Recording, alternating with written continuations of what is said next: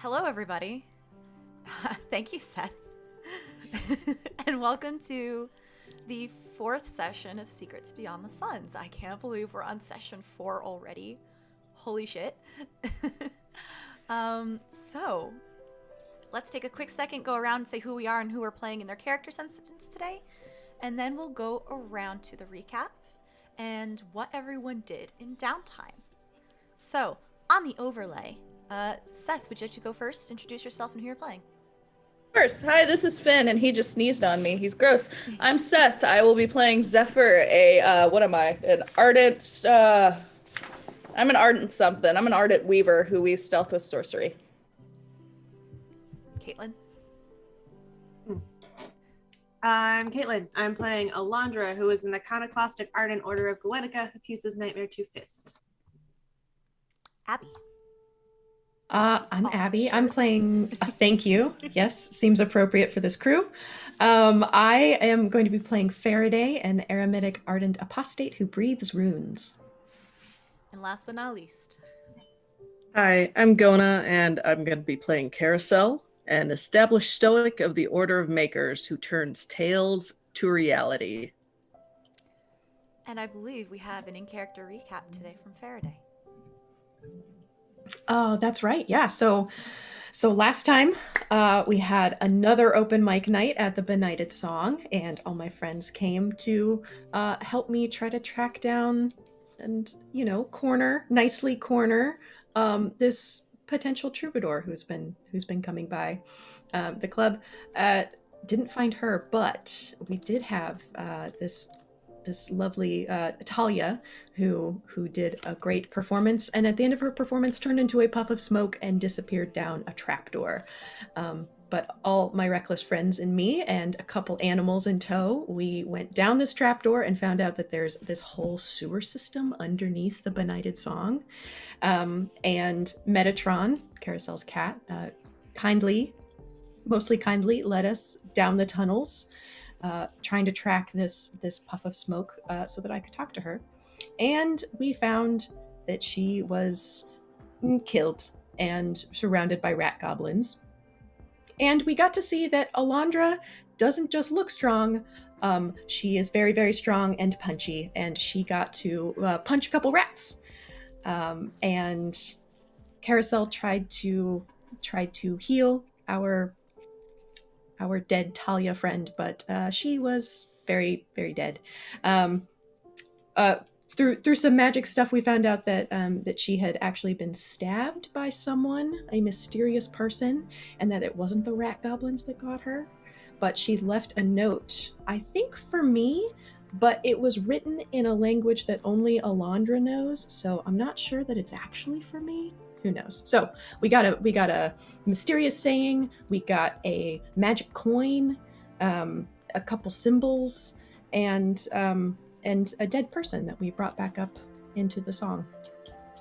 So Summit is kind of helping us smooth all that out. Hopefully, it's going to make the song secure again. And in the meantime, we kind of decide to go our separate ways and figure out what these messages might mean. Since we already got you unmuted, would you like to describe to everyone, as much as you're comfortable with, what you did during downtime and what might have happened? Yeah, so during downtime, so it's been 3 weeks since we last met up, so we've had some time to ourselves to work on whatever we want. Zephyr and I got together to try to puzzle out what this magic coin might mean, and thank you, Zephyr, for using one of your items on something for me. But we found out that the coin is a sign that troubadours carry to show membership, and that I might be able to use it to communicate with them. So I'm going to have to continue to look into how that works. I also took a week or so to learn a new spell. I learned this new spell that allows me to create psychic art. So it doesn't make anything physical, but once I learned this spell outside of my house, like right outside my front door, I created this piece that it's more of a feeling. Like when you look at it, you don't actually see anything, but if you're a Visley and you walk through the space that I made this art, you feel this smoke swirling around you, and you kind of see these flashes of red fire as well. And then I heard from Karosael that he was going to be making a couple things, and so I think I'm going to wander over there a few days and kind of check out what he's making, see if I can observe, because it sounds real cool. Zephyr, Me? would you like to tell anyone what you did during downtime? Or would you like to keep it to yourself? Oh, I did some investigating. I'm trying to find the Grey Reaper headquarters. Have a slight lead. I need to do some talking to a coworker of mine at the Hindasa. Otherwise, I have a general area where I can start searching. Otherwise, other than that, I did have a talk with one of the members of my Weaver cell, Isadora, and we are going to have a ceremony of some kind very soon. She says ceremony, but she never quite said what that entails. So we will see, I suppose. That's most of it. Alondra? Yes, I met up with Karosael to go visit Electo, who runs a dream shop that I have once again forgotten the name of. Sleepy Swap Shop. The Sleepy Swap Shop, to see if he had any information about this dream language that apparently people other than me know. We did find out a little bit of information that we'll share with the rest of the group when we reconvene. So that was fruitful. And then I spent some time preparing for a summoning that I will probably be doing in the near future. And last but not least. So, Karosael, the first thing that he wanted to do was try and see if he could make something. And so he took some time, he went to the marketplace, gathered his materials, and he was able to make, without any real issues, a bracelet. And he's hoping to be able to give that to someone eventually. But for now, he knows that he can make things. He can use his maker's ability. So he wants to try making something a little bit bigger, a little bit harder next. He also went with Alondra and tried to figure out what was going on at the Sleepy Swap shop. And we were able to get some new information, but not as much as we had hoped. So now he has all of the materials for a second item, and he's hoping to show Farideh how to make this next weapon. Perfect. So before we get started, I will read our first Sooth card of the day. On the Silver Sun, as we start this new session, we have the Forgotten Prisoner, an apprentice card. So if you are a stoic, you have a -1 to all your ventures. Value of 5, mysteries, rats, mirrors, and stone. Injustice, bad fortune, memory loss, and something lost. Is there really such a thing as justice? The Forgotten Prisoner would say no. How long has he been there? We don't know, and neither does he. His dank cell is wrapped in gloom and lost deep in some dungeon or high above in a locked tower. His stomach cramps with hunger and his muscles ache from confinement. He has lost the world and the world has lost him. As the apprentice of the mysteries, he himself is a mystery. What's his identity? Why is he locked away? What crime, if any, did he commit? I'd like to start the game off with Zephyr. where are you and the rest of your very small weaver cell meeting today? You know, it's a little dive bar close to where Isadora lives. It's a place that she frequents aside from the benighted song, because, you know, we can't actually be there 24/7. Is it a good dive bar or a bad dive bar? It's a good dive bar in the sense that it looks awful, but the food is really good and the drink specials are fantastic. And occasionally they will have a local band that's A+. Beautiful. This dive bar is called the Labyrinth of Emptiness. And Isadora has gathered all the Weaver Cell here for an advancement ceremony.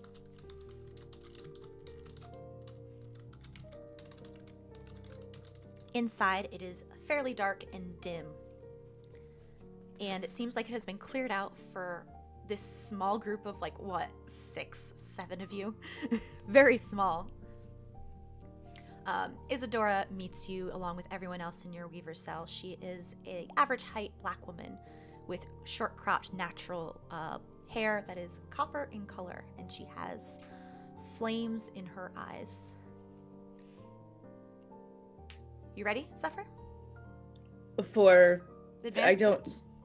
Well, yes, I don't know what you why here. I don't know why you selected. Why not? It's technically a celebration. You're going up to the second degree. Is that what this is? It just a celebration? Do I have to do something? Well, every cell has their own traditions, but we're very casual.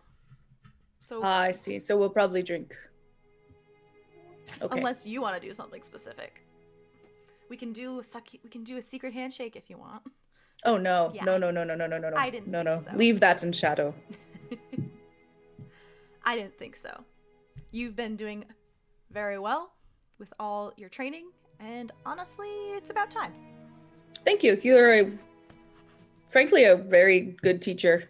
Much easier to understand and more frank than Maeve. Hey. You're a terrible teacher, Maeve. You're very capable, but you know that you get sidetracked so easily.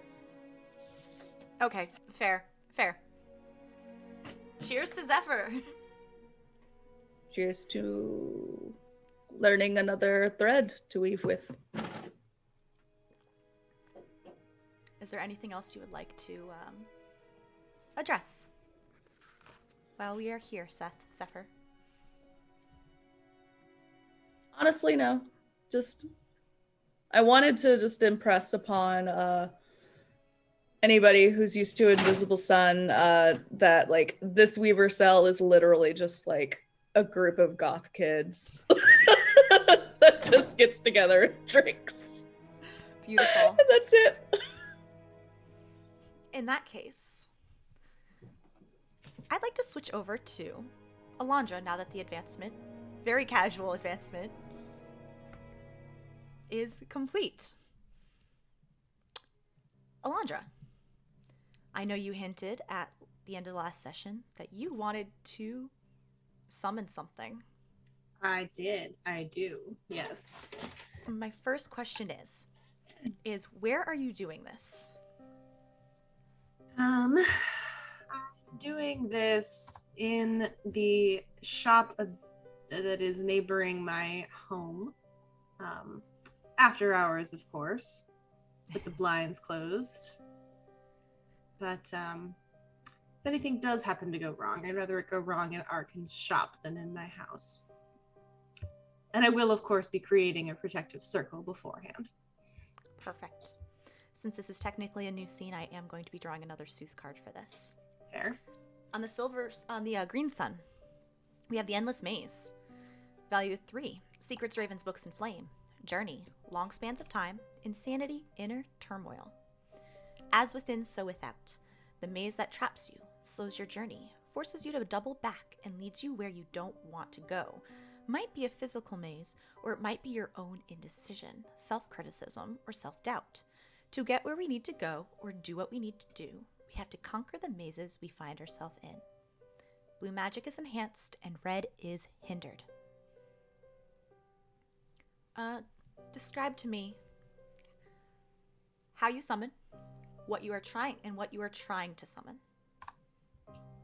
Yeah. So the first thing I'm going to do is build a protective circle, just because you can never be too careful.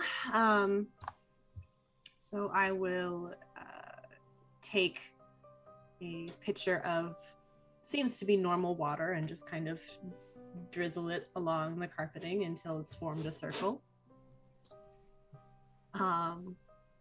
Large enough for me and one other person, entity, creature. And then I would like to summon an being of the angelic persuasion, particularly for the cause of spying. And do you do So I will. anything specific with how you summon, and what level creature Yes. are you summoning? I'm summoning a level. Let's see, I wrote this down.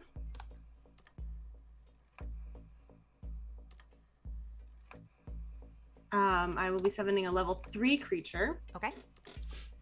And I sit down and just kind of clear my mind, focus on the idea of surveillance, of finding out information, of learning things that you want to know and maybe that you don't want to know as well. And I will mentally call out for aid to the angelic realm. After you finish calling out to a creature of an angel, the wind grows and whips around you before suddenly going completely still and silent. Inside the circle, do you put it around yourself or around the being? The circle, I believe, would encompass us both. You have the choice. So if you put yourself in it, it can attack you or cause you harm. You can do it around yourself, or you can do it around just the creature. I will do it around both of us because I'm trying to create a aura of trust here. That is fair.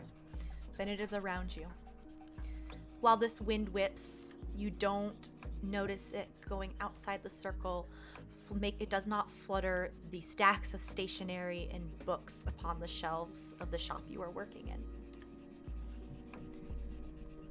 Nor does it flutter the curtains that have been pulled across the store windows.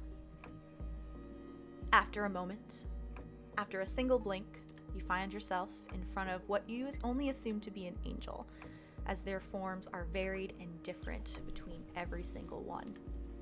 This one looks like a mass of hedges, moving and twisting and turning. And it's probably about half your size. While it doesn't have eyes, you can feel some kind of gaze upon you. Summoner. Welcome. I hope this isn't too much of an inconvenience for you.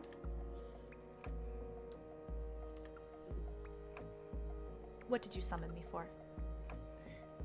Yes. I would like to request assistance in a manner that I am unfortunately unable to accomplish myself.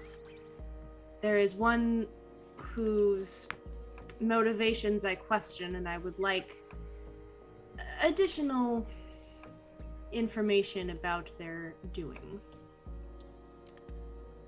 I have questions of my own. Of course. But after that, since this is your initial breaching the subject, let's do our first persuasion roll. You need to succeed on 3 persuasion rolls in order for it to agree, essentially.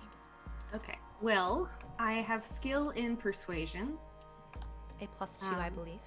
Yes, and I will use a interaction bene for a total of 3 pre-roll, which I believe succeeds.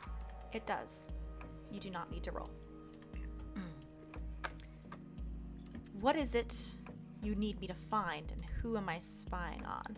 Spying is honestly beneath me. Of course, fair, and believe me, if I had other options, I would of course not bother one such as yourself. There's a person by the name of Hawthorne, right? Is Hawthorne? Sister Hawthorne, yeah. Yeah. There's someone by the name of Hawthorne who, well, of course I will be entirely forthright with you.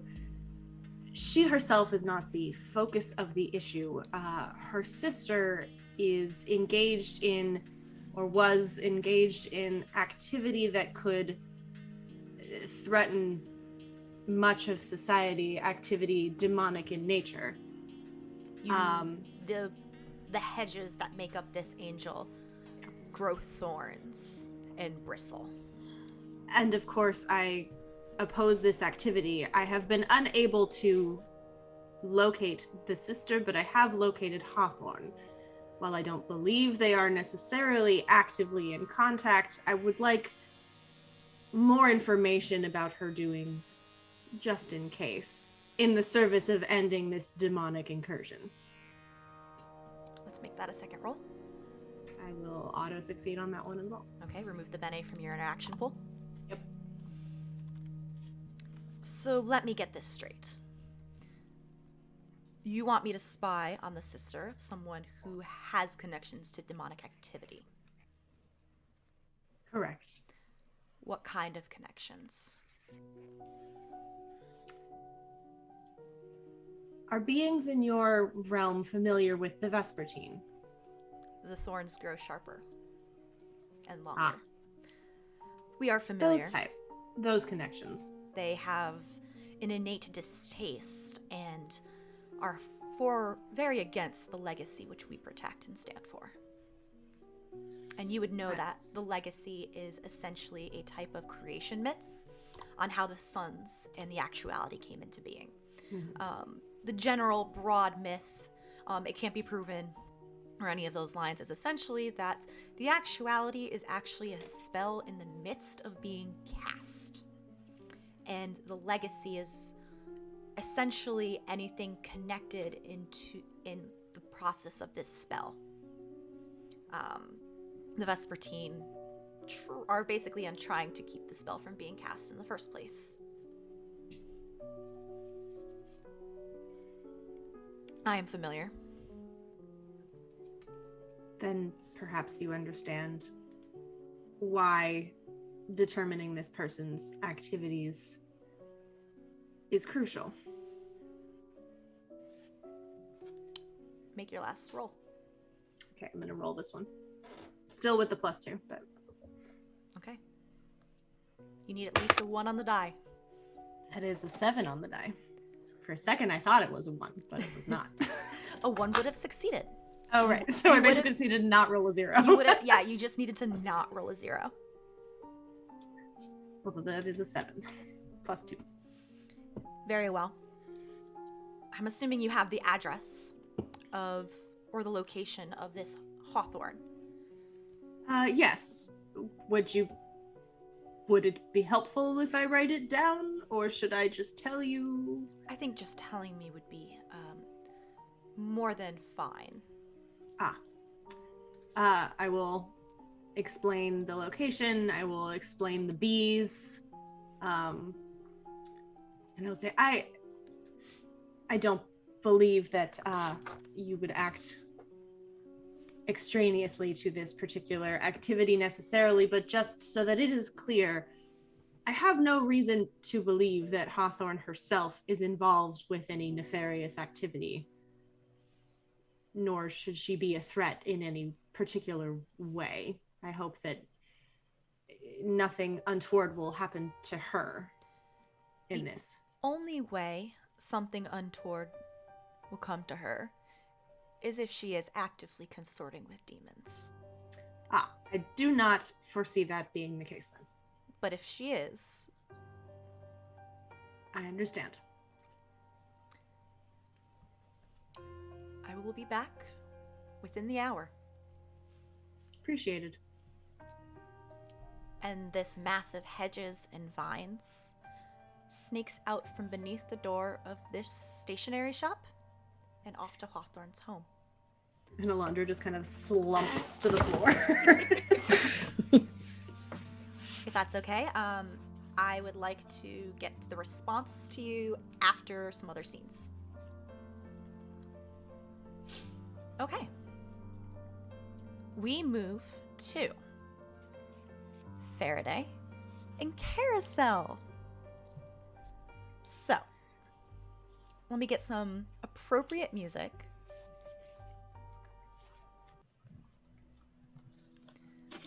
Karosael, do you want to describe your house as Farideh approaches?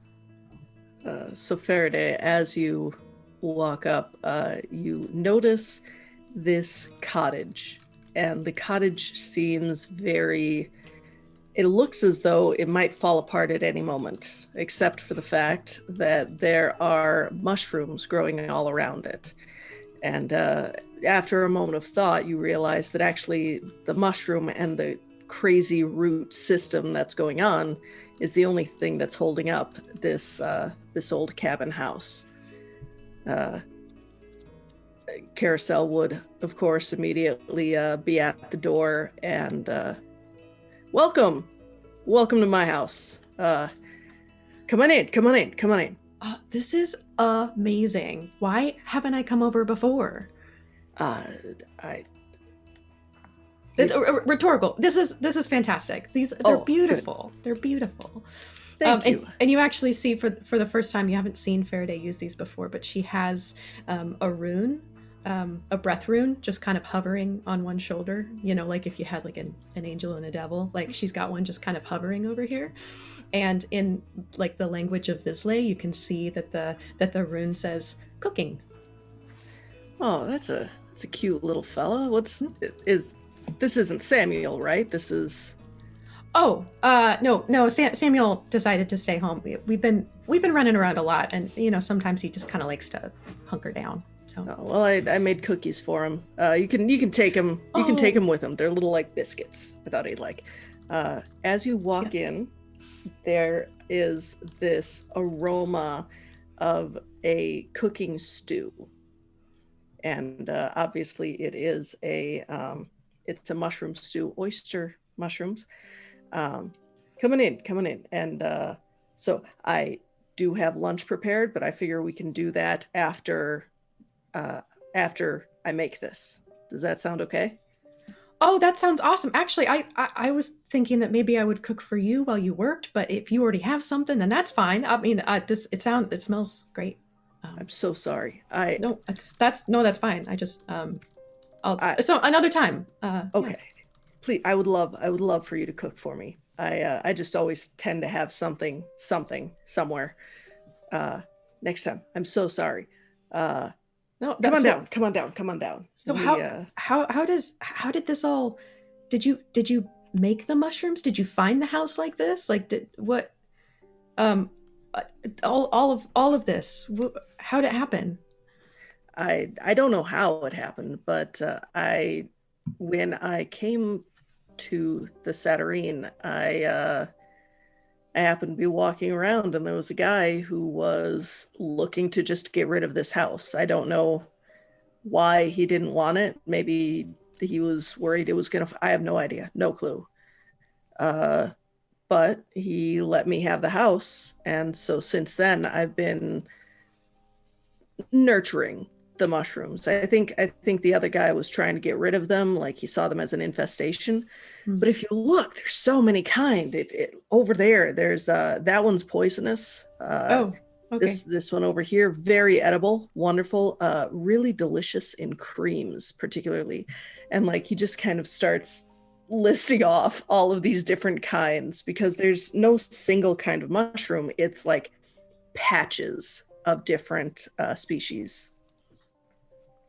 I am very carefully not touching any of them. That's I smart.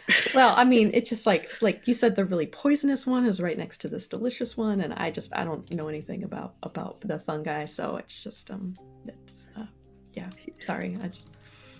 No, it's super cool. I only wish I had a neighbor that was as thoughtful as you are. Metatron Yep. looks up from grooming his tail. Yeah. I haven't seen him in a while, by the way, Karosael, so... I'm sure he's fine and didn't eat anything that would be bad for him. And he just like raises his voice as loud as he can because he has no doubt that even though we haven't seen him, he's somewhere. Yeah, Lawrence is, I think they're gonna show up. It's been a while. Does someone Great. steal your mushrooms? I have a neighbor who really wants to try a specific mushroom. It's actually none of the ones that are growing here. It's down in my workshop, so I've been able to stop him each time. But it is incredibly poisonous. I can't stress to you enough how poisonous this mushroom is. Mhm. Like these ones you could feasibly live. The one that this guy wants to eat, you can't. It's not many things have truly frustrated me, but my neighbor has. But that's fine. It's fine. Maybe he just learned his lesson. He figured out that you don't need to eat that mushroom. And here, but we're gonna let's get to making. Okay, we'll Okay. I'll show you more mushrooms as we go. And so like he takes her downstairs. Again, walls are lined with mushrooms as you go down, and they're just large, almost to the point where like he moves his head automatically. I don't know that you would have to duck because you're smaller. And you get downstairs, and it's like, so all around the room there are shelf mushrooms like you would see on trees, but you see tools and you see wires and what do you call it? Like tubs of what look like fine sand. You also see in one corner of the room there aren't as many mushrooms, and it seems like any mushrooms that are really close to that are blackened or burned. That seems to be a fire area, and mushrooms just don't like that as much. But this is his workshop. Before we get to making... Sorry. Go ahead, Farideh. Oh, just did you like ask the mushrooms to grow like this, or No, they do this on their own? Yep. I haven't I haven't cut any away other than occasionally to eat. Wow. But yeah, I just let them grow like this, and they know where not to grow. He points at the fire pit area, and they know where they can flourish, and he points to all of the tools on the shelves. Amazing. They must really like you. Maybe. I do like that thought. Yeah, cool. I like that. You kind of hear from just like a couple stairs away. It's because he's such a fun guy. I swear to God, Metatron.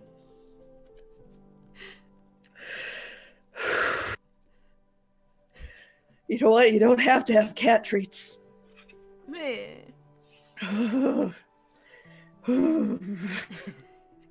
So before we get to start making, I'm going to pull the Sooth card for this scene. No. On the blue sun. The Whispering Lover. Value of 1. Vision, swans, blade, and water. Love, romance, partnership, loved ones, and relationships. Love represents the strongest of bonds, romance, family, and deep friendship.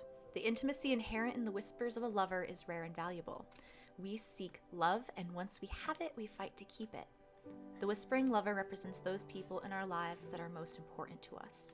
It doesn't have to suggest romance. There are many kinds of positive relationships one can have in their life. Gray magic is enhanced and indigo is hindered.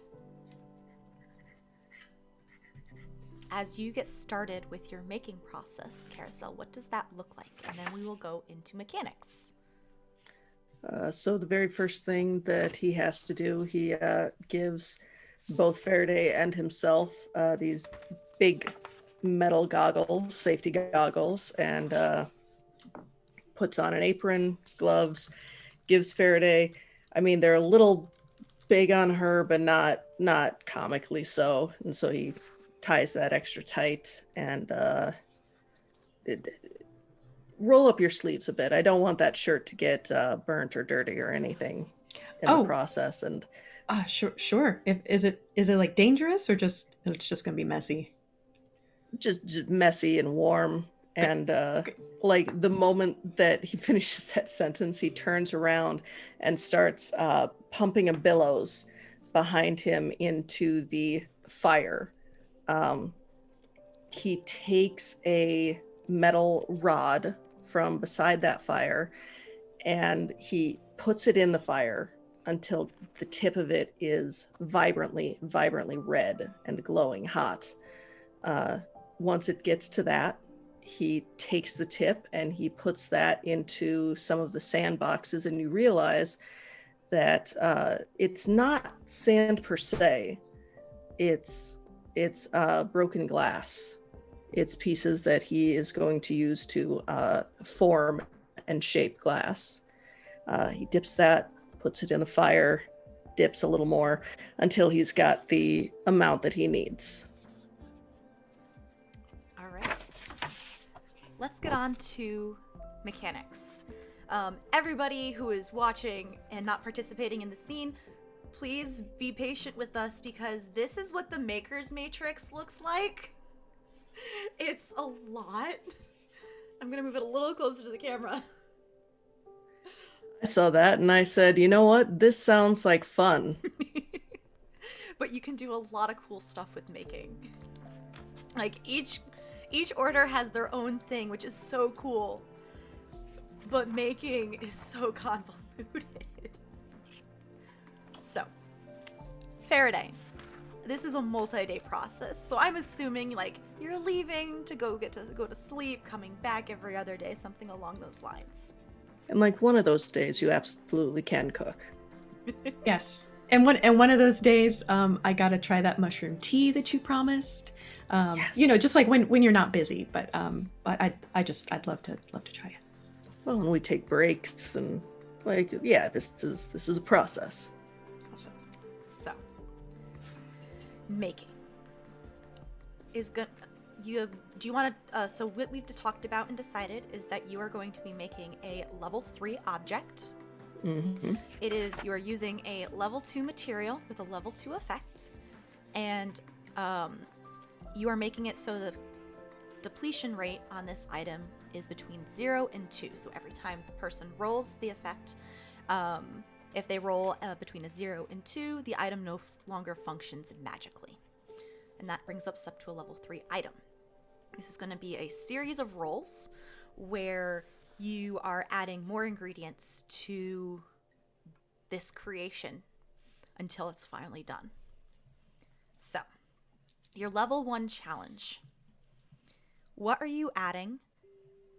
What are you adding to your glass as your first ingredient? You need a level 1 ingredient. For the very first ingredient, for the level 1 ingredient, I'm using some of the honey from Hawthorne that I got 2 episodes ago, a couple of weeks ago. And you have glass blowing as a skill, I believe. Yep. And that automatically makes it a success. So you don't have to roll. Good day's work. High fives, Farideh. The level 2. You need to add a level 2 item to your next part of your making. What are you using? For this part, there is elderflower, and he's going to try and disassemble the elderflower. So he takes apart all of the petals, he takes out the stamen, all of that, and he sprinkles it throughout so that they will be suspended in the glass. You have a +1 from your glass making. You can also use Intellect Bene to increase your venture. Would you like to use Intellect Bene? I don't think I will for this one. Okay. So you will need to roll, and you need to at least roll a 1. A 2, so. Perfect. That is a success. Woo! Your level 3 ingredient. The level 3 ingredient is powdered Lilbana leaf. And this again, he will disassemble and spread throughout the glass. You have your +1 from your skill. Do you want to use Intellect Bene to increase your venture? I am going to use an Intellect Bene for this one. Okay, so you have a +2 to your venture with a challenge 3, so you need to roll at least a 1. I rolled a 1. You succeed. This one might be a little burnt on the edges. It's fine. And finally, now that you have finished all your leveling tasks, your level equals the level of the material that you started using, which was your glass. Now you need to add a power source. This catalyst that will make it work. What are you using as your catalyst? So I completely douse the fire that I had made, and I go over into this metal chest on one of the lower shelves, and I open it up, and there is a small blue flame. This is heat from a silent fire. And with a pair of tongs, I pick that up and I put it into the furnace, and I start using my bellows to heat that up. Now, to finish up your creation, the challenge is equal to the level of your item +1. So it is a challenge 4. You have a +1 from your glass making. Will you be using Intellect Bene? Yeah, I don't need to be smart for the rest of the day. It's fine. And will you be using anything else, like hidden knowledge? You can't use sortilege in making, unfortunately. Mm-hmm. But I will allow you to use hidden knowledge.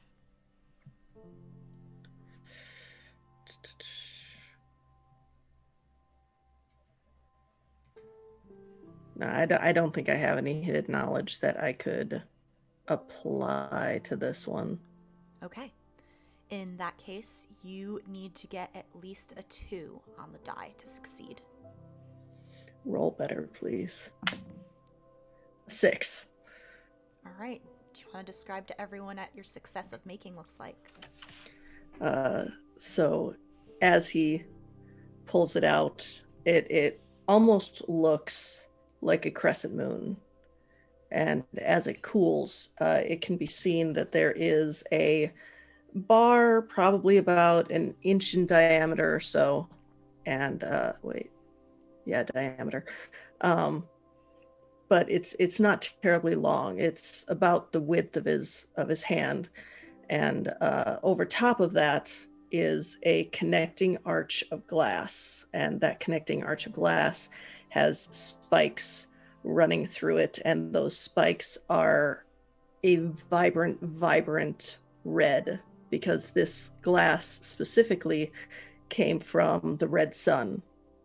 And he once they're cooled off, they've gone and had tea, come back, he picks them up, and they are actually glass knuckles. That's so cool. I after a couple of weeks ago, Alondra was fighting, and I think that she could chink chink use these next time she's fighting. Do you think she'd like it? Oh, she's gonna love it. Awesome. That's so cool. So what are they gonna do? Are they gonna set things on fire? They add extra damage. Like it'll hurt even more. Which, I mean, something with spikes like that feels natural. But yeah, like however hard she would punch something. This would punch them 2 times more. No, not multiply, adding. I'm bad at math. I'm very gay. I'm sorry. Oh, well, I mean, I don't totally understand punching either, so that's fine. I mean, she'll know what to do with them. Exactly. She'll know. She'll understand. Yeah. Yeah, I think she'll like these. And he goes over and wraps them in a nice little silk-ish, like it's off-brand silk. And puts them in a box. Yeah, let's next time I see her, I'm gonna give her this. She'll like it. Amazing. So how often do you make stuff like this? I mean, it takes a while. 2. This is my second time. You want to see the first thing I made? Yeah. He goes over. There is another smaller box. It's about this big, and he opens that up, and inside there is black knockoff silk, and there is a silver. It looks almost like a silver circle, but right here there is a glass orb that is set into that metal, and on this side there's a little crescent moon. This one's for Mothula. Oh, that's so lovely. Does it do something, or is it just jewelry? So it's supposed to help with an action, with doing something. So here, I'll show you. And he puts it on his wrist, and he's not going to use it for an action, but he is just going to turn it on. So he does a little swipe with his finger on the moon, and the little glass orb starts pulsing with a light. And I figure this will help. I figure this will help Mothula keep time a little bit better.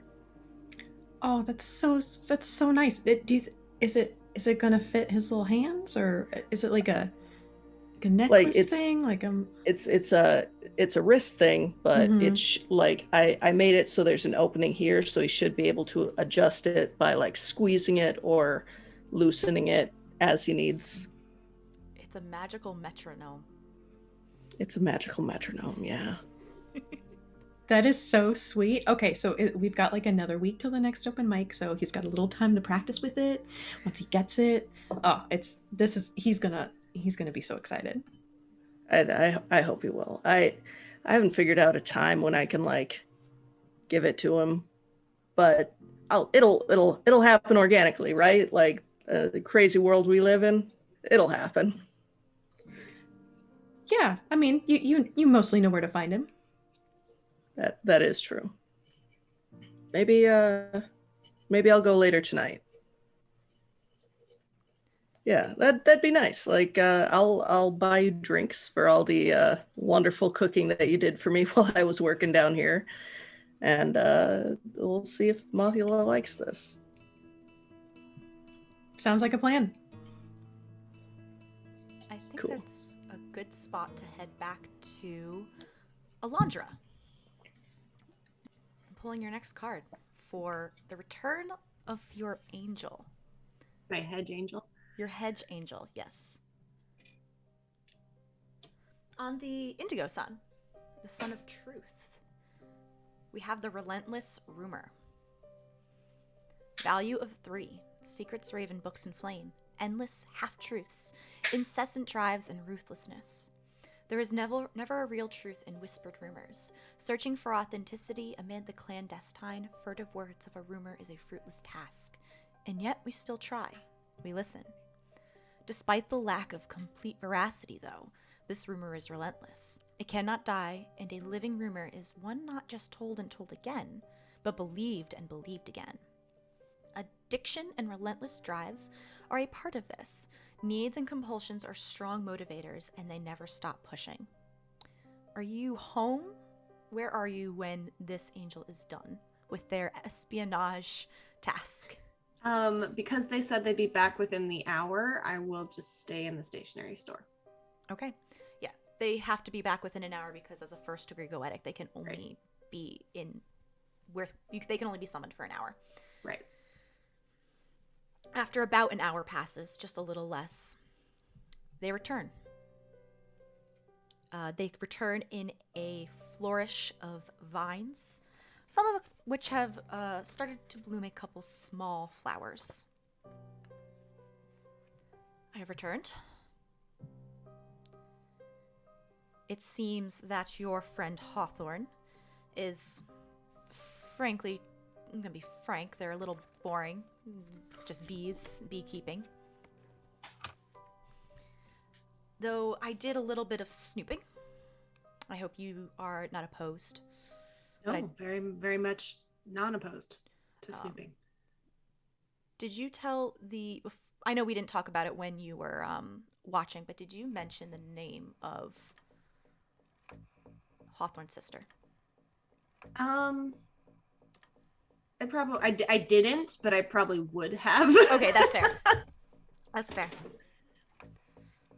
I only snooped a little bit while she was dealing with collecting honey.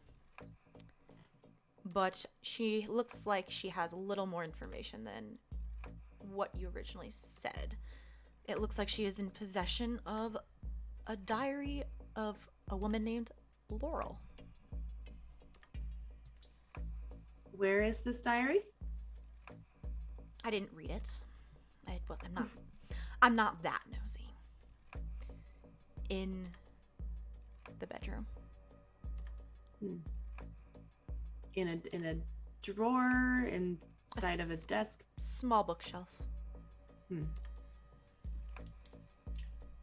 Well, that is very useful. Thank you for your assistance. It nods. Well, as much of a nod as it can give, being made of swirling vines. And it disappears, the summoning having ended.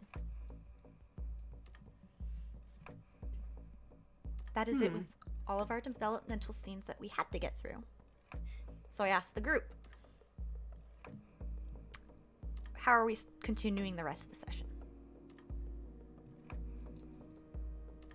Well, Farideh and I were going to meet up at the Benighted Song. I don't know if anyone else would happen to show up that night, though.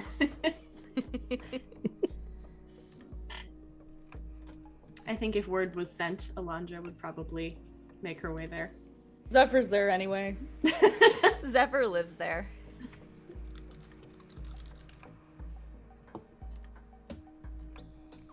It is not open mic night when you arrive at the song. Which is great because then I'm not on duty, so I can actually hang out with you folks now. I feel like usually, I kind of have to like jump in and out, and I just kind of like see in the front row Karosael, but like it's nice to actually be able to sit down, have a drink. Absolutely, and I don't know what you guys have been up to the last couple of weeks, but I feel very accomplished. And I assume like we all tell each other like what I did for the weeks. Dan, this is the only downside of having so many scene changes in a developmental day. But I do need to pull the next card. Sorry. On the Grey Sun, Forbidden Game. Notions, cats, clocks, and wind. Ardents. Get a +1. Danger, intellect, like everyone. strategy, and balance. The temptation to partake in the game is strong, but you know you shouldn't. It's dangerous. It's forbidden. It's far more than it seems. It may appear to be a simple diversion, a pastime, but it is so much deeper, so much more engrossing, and so much more addicting. Some have lost their souls to its intricacies. It's not just that people want to win, although that's part of it. It's game's complexities that draw them in. Every move is a colossal undertaking. The game is more intricate than the real world that it simulates. That's the impossible thing. The game is bigger on the inside than the outside. It's bigger than the world in which it is played. Blue magic enhanced, red is hindered.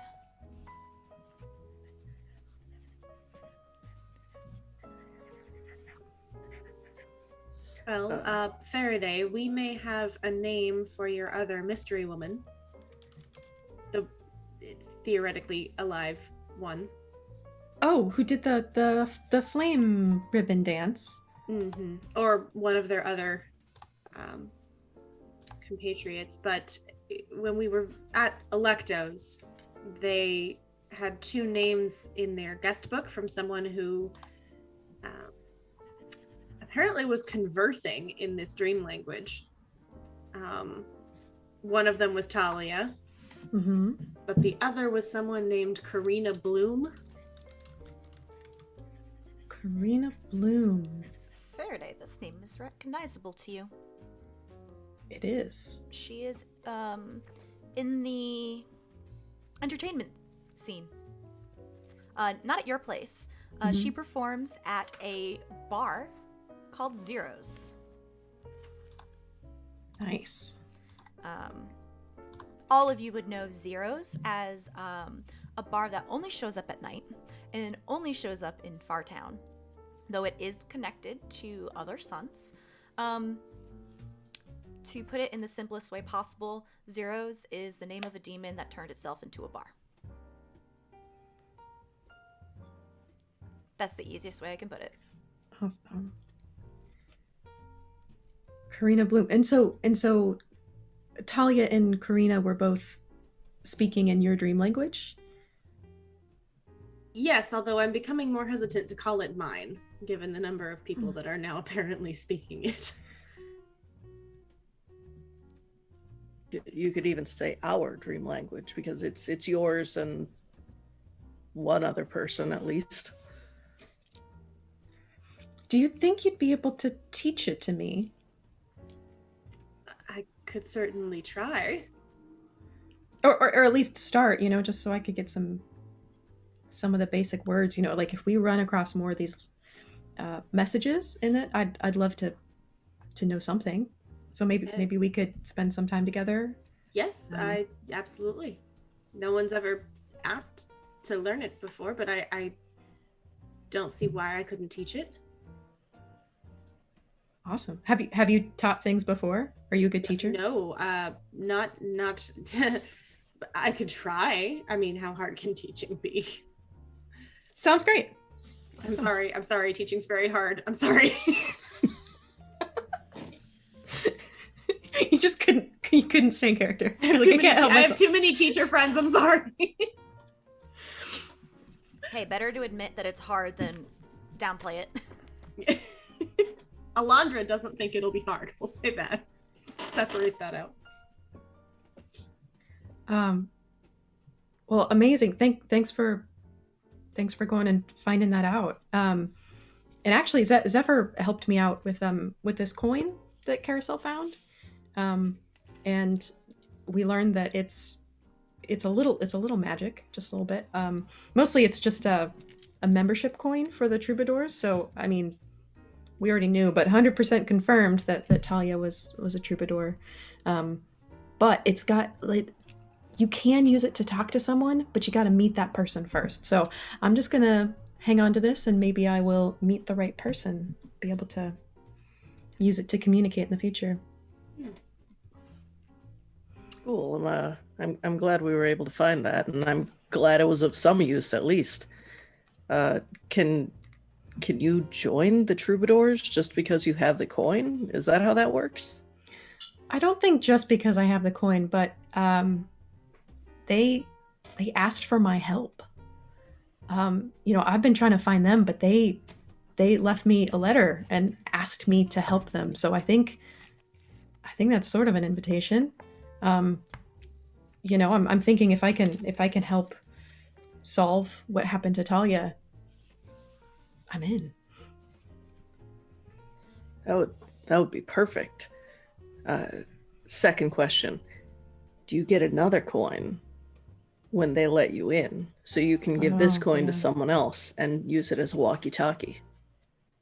I didn't even think of that. I don't know. I wonder if these are like keyed to specific people. Yeah, would I get my own coin? Yeah, is it like an Once- ID? Like you once- swipe it when you go in? Once I become a troubadour, do I then get to pick the next one? I don't know. I don't know how any of it works. Oh my god, it's like the Santa Claus. I don't know. The Santa Claus? What? You know, because like the Santa Claus dies and then Tim Allen puts on the suit, so he's Santa Claus now. So this lady died, gave you the coin, you're a troubadour now, and you have to troubadour. I feel like this is a shadow reference, but I'm not quite getting it. I like movies. Alondra, I have something for you. Because that's what awkward situations require, are gifts. And Was it he awkward? reaches... I couldn't tell. He reaches out and Alondra gives cracks you a a smile. box. This is for you. I will pat Karosael on the shoulder you. reassuringly. Thank you. I'm sorry for teasing you. It's okay. I will open up the box. Inside, you see the 2 glass knuckles. They are red and seem to have little flowers suspended in their glass.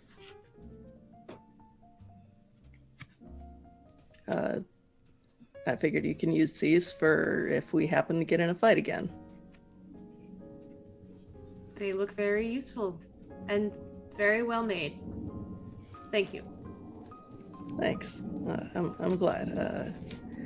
Just save our ass a couple of times, if you would, please. Her face doesn't really change, but you can tell that like Alondra's a little touched. And she's just trying not to show it. For your reference, Alondra, these inflict 2 damage. We can talk about whether it will stack with your fists or not. And whenever you use the magic to inflict the 2 damage, after using its ability, you need to roll a d10, and on a 0 to 2, the magic will deplete. Okay. While you are all having this conversation, out of the corner of y'all's eyes, whoever... I know some people don't always pay attention to who enters the club and who doesn't, but the large wings of Mothula do move from the door and enters a average height black woman with very short, almost to her scalp black hair, wearing dark black boxy glasses, and she has a plaid hunting jacket and boots.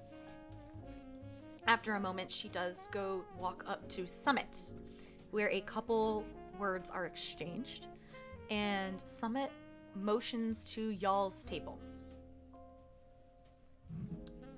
This woman approaches. I'm not sure who, I would definitely say probably Alondra would recognize. This is Vivian Hastings. This is the gerent of y'all's neighborhood. Great. Cool. This is fine. Vivian? Hello. I was told that you are the ones who found the body. Talia. Yes. Of Talia. And I was hoping you could answer some questions and describe the situation a little bit more for me.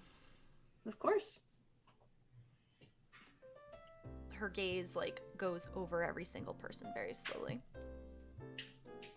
Do you want to see the trapdoor that we found? I was here the other day and I saw it. Oh, okay. Before Summit locked it up.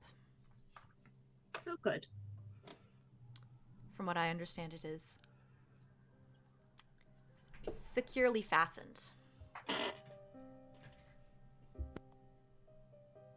First question. Why were you all down there? We were trying to talk to Talia, but she disappeared rather quickly, and so we chased her down the trapdoor. And what did you need to talk to her about? She did this amazing performance, and I think that she could help me, and so I wanted to talk to her about things, and she left. So I tried to follow her. About what? About her performance, just like shop talk.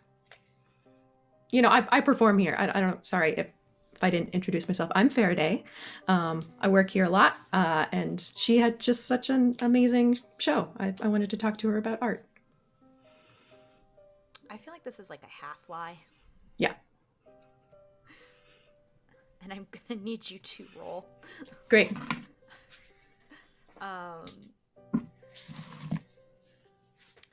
Since it's a half lie, the challenge will be a little easier Okay. than a full lie, but you don't know what the challenge is. Okay, and let's see. I'd like to use an interaction Bene. Okay. That is a +1 to your venture. Yeah. Okay, I rolled a 5. You rolled a 5, so you're... Rolled a 5, so 6 with my Bene. She pulls out a notebook and just writes down a very impassive face. And she turns to you, Zephyr. And you? What's about me? Is there any reason... Of course, your friend told me why you went down there, but what about the rest of you? Did you also have business with Talia? I wanted to help Farideh.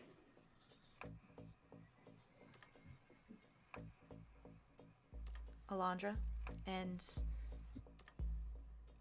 she looks at you, Karosael. Karosael. And he offers a hand, but looks away as he shakes her hand. It's a very quick handshake. My cat ran down there. And that's all he says. Uh-huh. Nice to see you again, Alondra. Well, And you? my friend went down a hole. I followed them to make sure they were safe. And what did the four of you find when you were down there besides the corpse of Talia? Rat goblins. Turns out there's a sewer system underneath and filled with rat goblins. Well, You it don't was. say. That's true. Did you see any other clues as to what killed her? I've had some of my people look at the body, and it was not a rat goblin. No, it wasn't. It was a hooded figure. Did you see this hooded figure? In a manner of speaking. Through magical means, not at the time of the attack. But we were not able to make out any features, unfortunately. Do you know of any enemies that Talia might have had that would cause her to meet a demise? We'd never met Talia before last night, or that night, 3 weeks ago.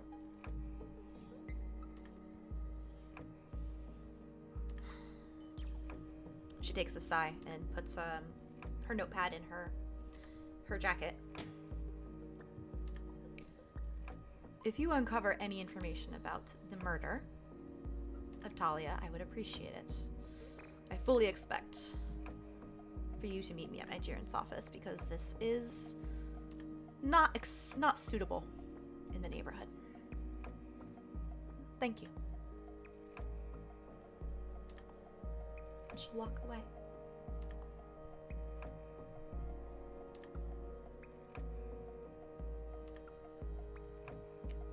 Alondra, you know how to talk to her. Do you know her? We've met. Similar social circles. Mm. Those don't sound like fun social circles. I'll put it this way. Arkin's the one that introduced me. Mm-hmm.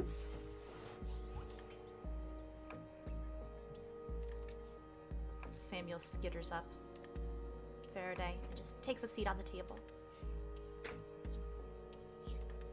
Hey Samuel, Karosael has a gift for you. Another tiny box comes out of a pocket, and again, fake silk, this time green, and there's like a dozen little tiny mouse biscuits in there, and they are all shaped like cheese, made from mushrooms. Imagine the scene in the Aristocats where the mouse takes the biscuit. Cremala, Edgar. Yeah, basically. And he keeps eating it like that. Hella. It would have been cool for you to come to my house, but I think this was probably for the best. You just get cookies this way. Yeah.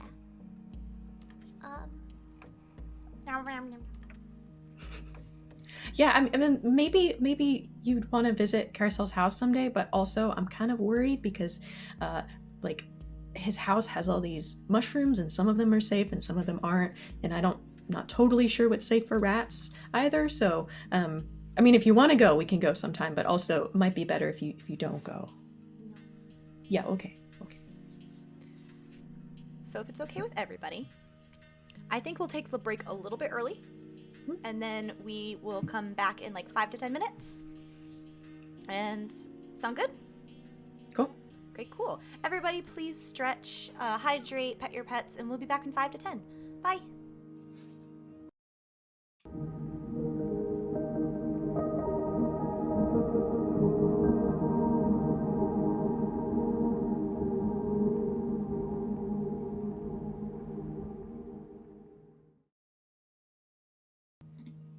Hey, we are back from break, everybody. Sorry, excuse me. All right, back to all y'all. I don't think Vivian just left. And, that's all I got. I don't like her. I mean, she doesn't seem like a bad person, but then when do they ever seem like bad people in front of you? Exactly. I completely agree. I couldn't tell. Did it seem like she was cool with us? Or, I mean, it kind of felt like she was saying, you guys solved a crime. Like, Scooby-Doo kids, I understand you're going into danger, but you'll be fine.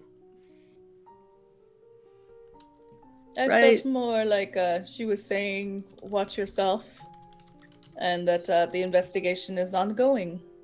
She's very resourceful. I don't think that she expects us to solve it, but if we happen to, she'll take it. Alondra, Well, I have no reason to help her, so. Alondra, you know from previous dealings with Vivian that she is very dedicated and serious. She'll get to the bottom of it one way or another. Yeah, she is. Even though local gerents are technically run neighborhoods, she acts more like a private eye instead of a gerent, to be quite honest. Oh, I was about to mention when our friendly neighborhood local authorities showed up, that I did manage to do some reconnaissance and found out that Hawthorne is in possession of Laurel's diary.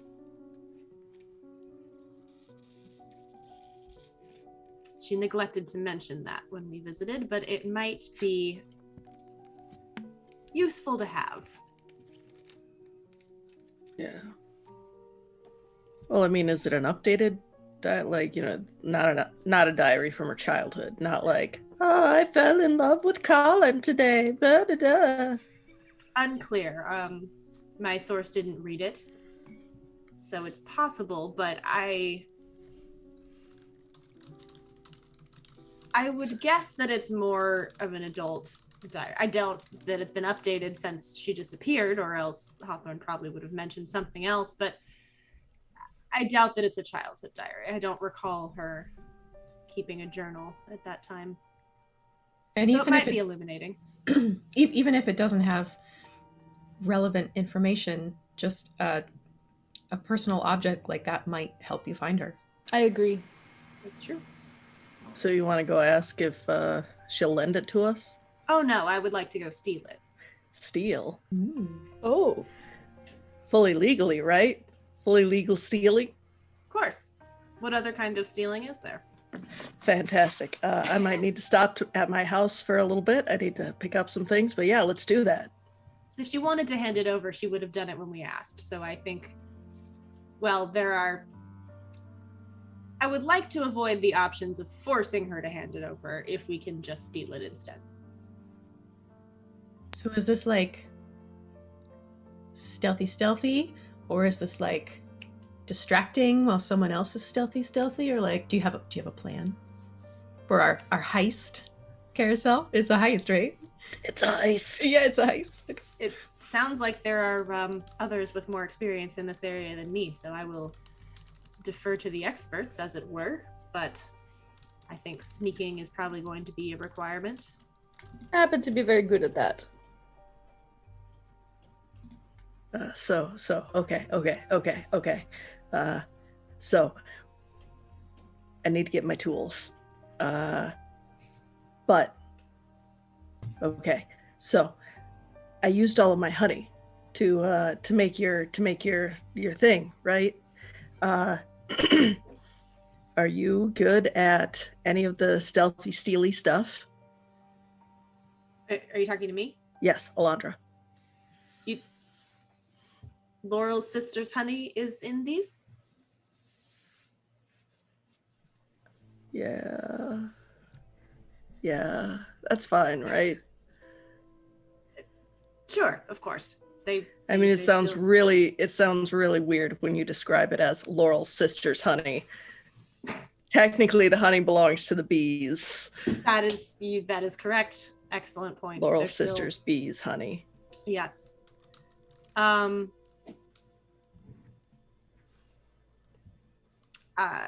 What was your question? Are you like, what do you bring to the table when it comes to a heist? I am. I have the perfect job for you, Zephyr. You're good at the sneaky.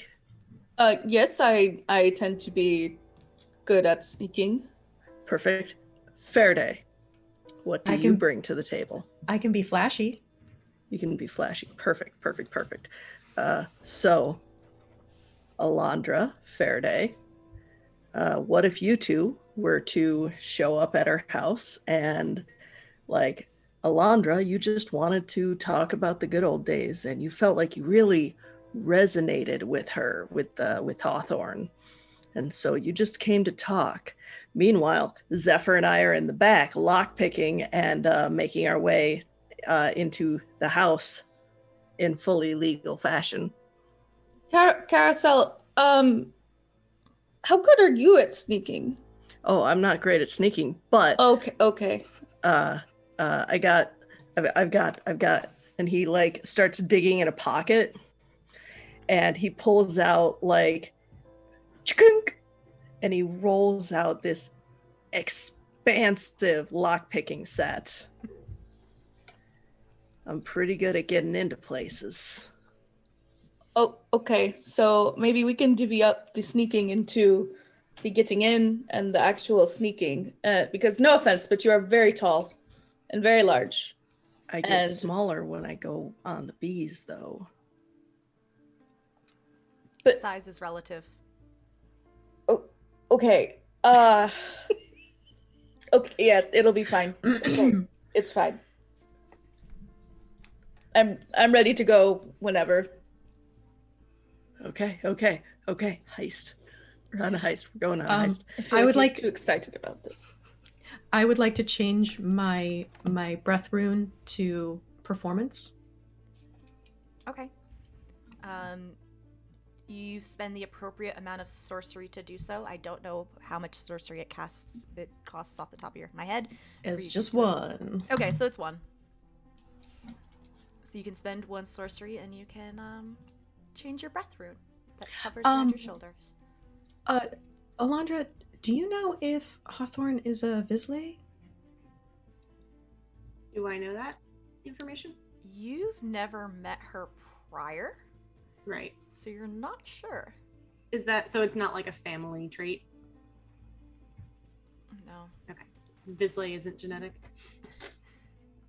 Okay. No, I'm not sure.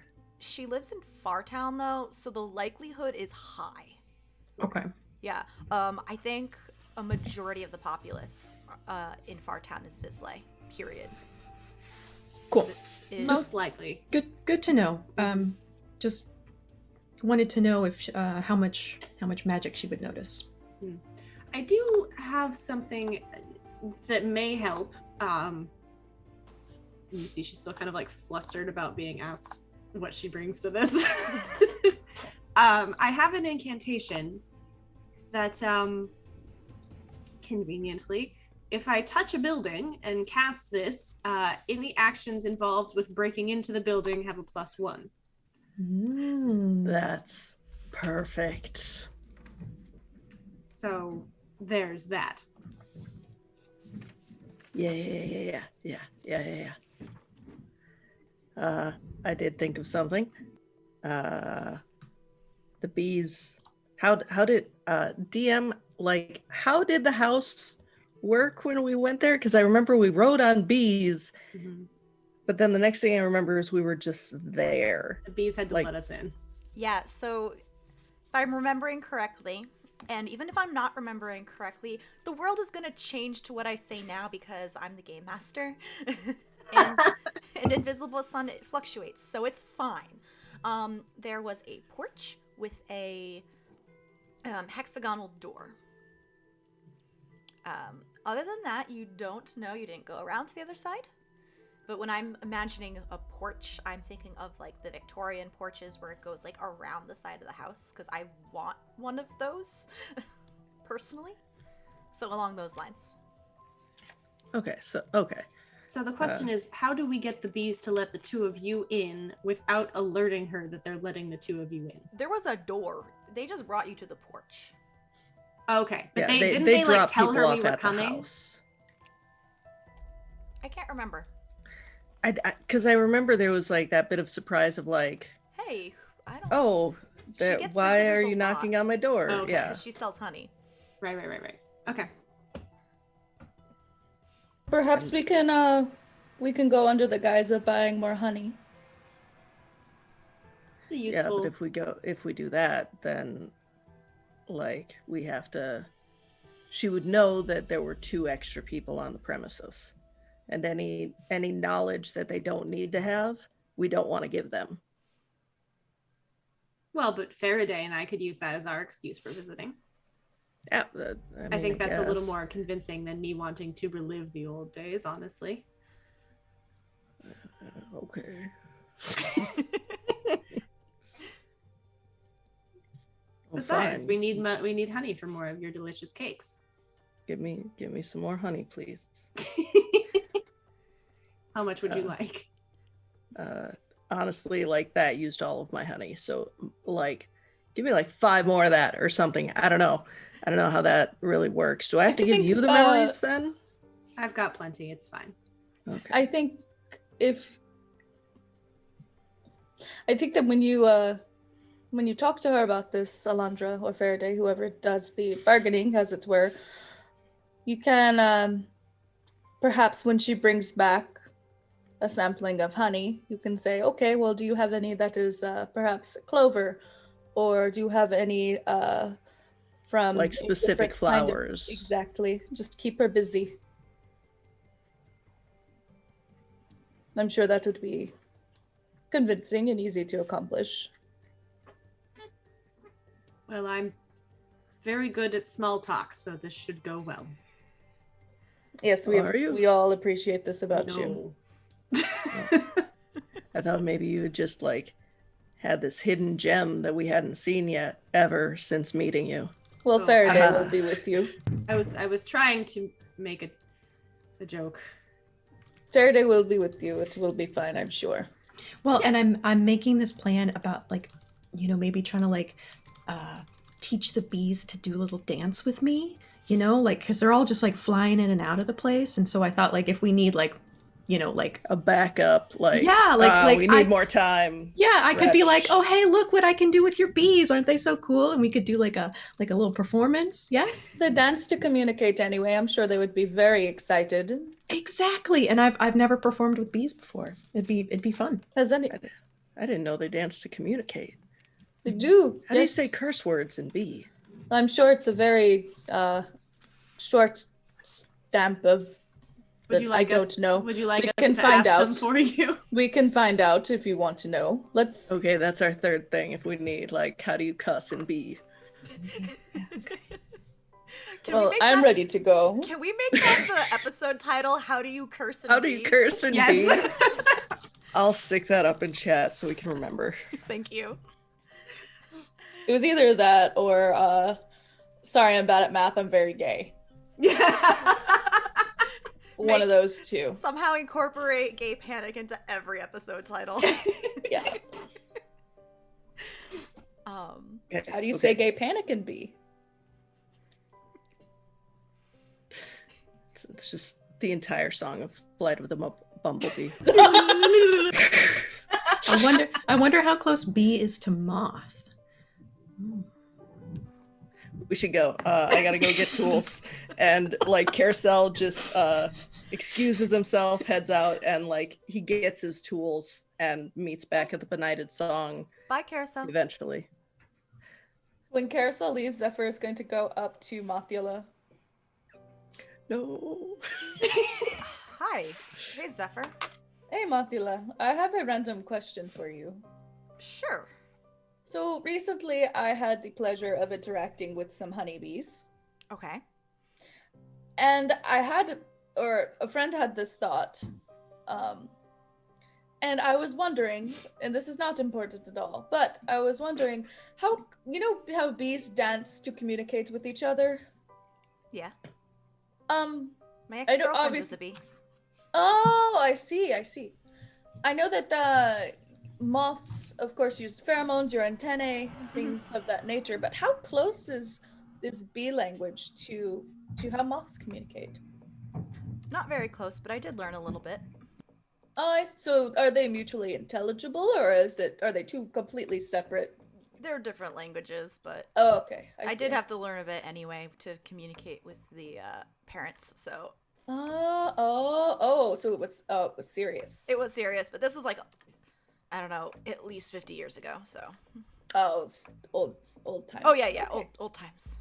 Old news. I see. Mhm. Well, that's fascinating. Did not mean to assume that, of course, all insects would communicate the same way. So I hope you did not. No, of course not. It's a lot of different insects, a lot of different languages. I would assume so. That makes the most sense.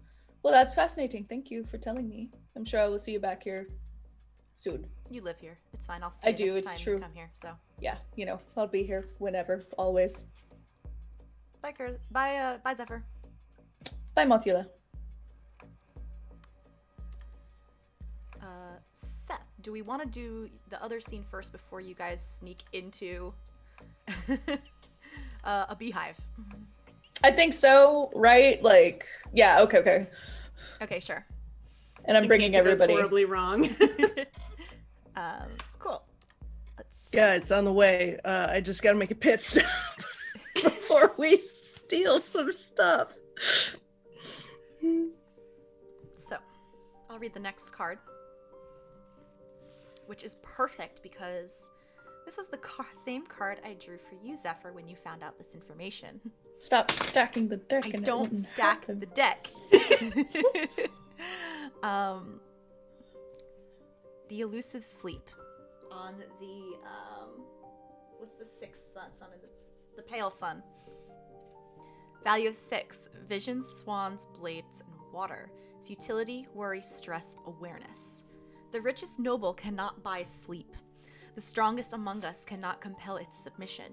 Even the wisest person might lose a night's rest to anxiety.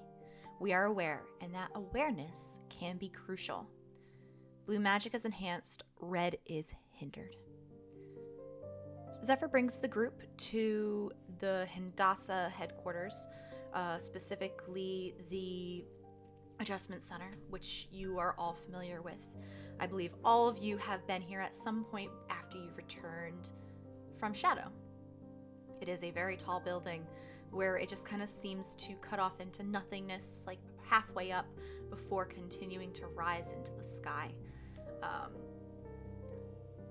When you walk in, you see a woman who you all know as Mism. She has dark brown hair, about shoulder length, and wears these red glasses, which seem to be just a bunch of different shards of glass in red. You know that behind her eyes look different from behind these glasses, but she wears them to keep people from new returners from freaking out. She looks tired. She seems much paler than normal, and her hand on the desk is tapping jittery. Oh. Hi, Zephyr. I wasn't expecting you today, and friends, guests. Yes, these are my friends. This is Karosael, Farideh, Nice to meet you. and Handshake. Alondra. Nice to meet you. I believe I intook at least one of you when you got back. Most likely. We are obviously, so I would assume most of you are probably familiar with at least parts of the building. But yeah, I wasn't expecting you in today. What brings you here today? Are you looking for Kyle again? Oh, no. I've done my business with him. Is just about finished, I would think. I actually, because I'm not too good at this, I wanted to bring some help. I have noticed, because, I mean, we see each other just about every day. I have noticed you've been acting a little different, and I worry about you. I'm flattered, thank you. I'm just a little anxious. You normally have a very calm demeanor. Not very unshaken by most things. Normally everything is fine and dandy, but my sister hasn't come home in a while, so I am getting a little worried. Oh, is she a Grey Reaper? Yeah. I see. I'm very sorry. And I'm trying to figure out if I should wait before telling our brother and her girlfriend. I'm still trying to figure out what to do. She's normally not gone for a month, you know? Usually that is a long time. Yeah, And her girlfriend hasn't noticed? Well, she's gone she's gone for a couple weeks at a time, like no more than 2 weeks, and then they visit. And I know sometimes she gets busy, but I don't know. Also, I don't like going to her house because I'm allergic to bees and I don't want to get stung, so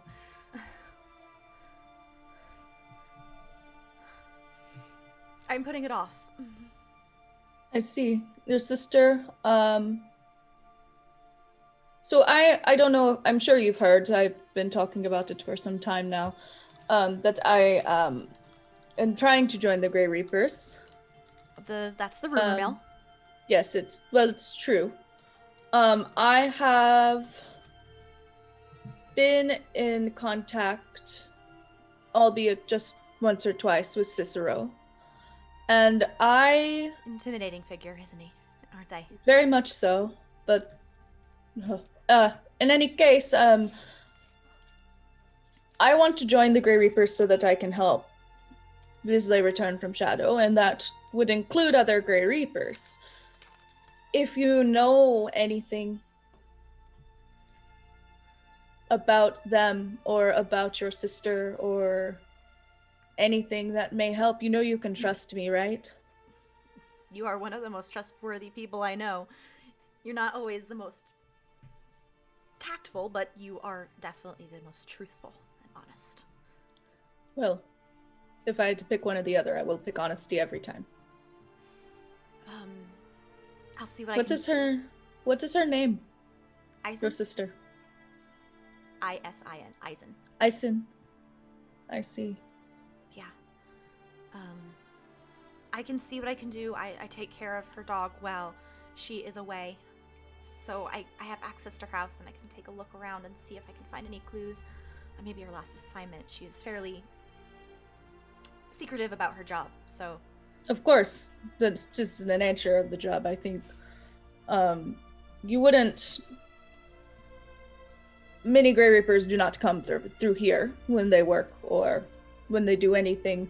Do you happen to know where else would she be seen if she was back from Shadow? I know the headquarters are by nature difficult to find, but as her sister, surely you've noticed something. She likes to... Honestly, she likes to relax when she's not on the clock.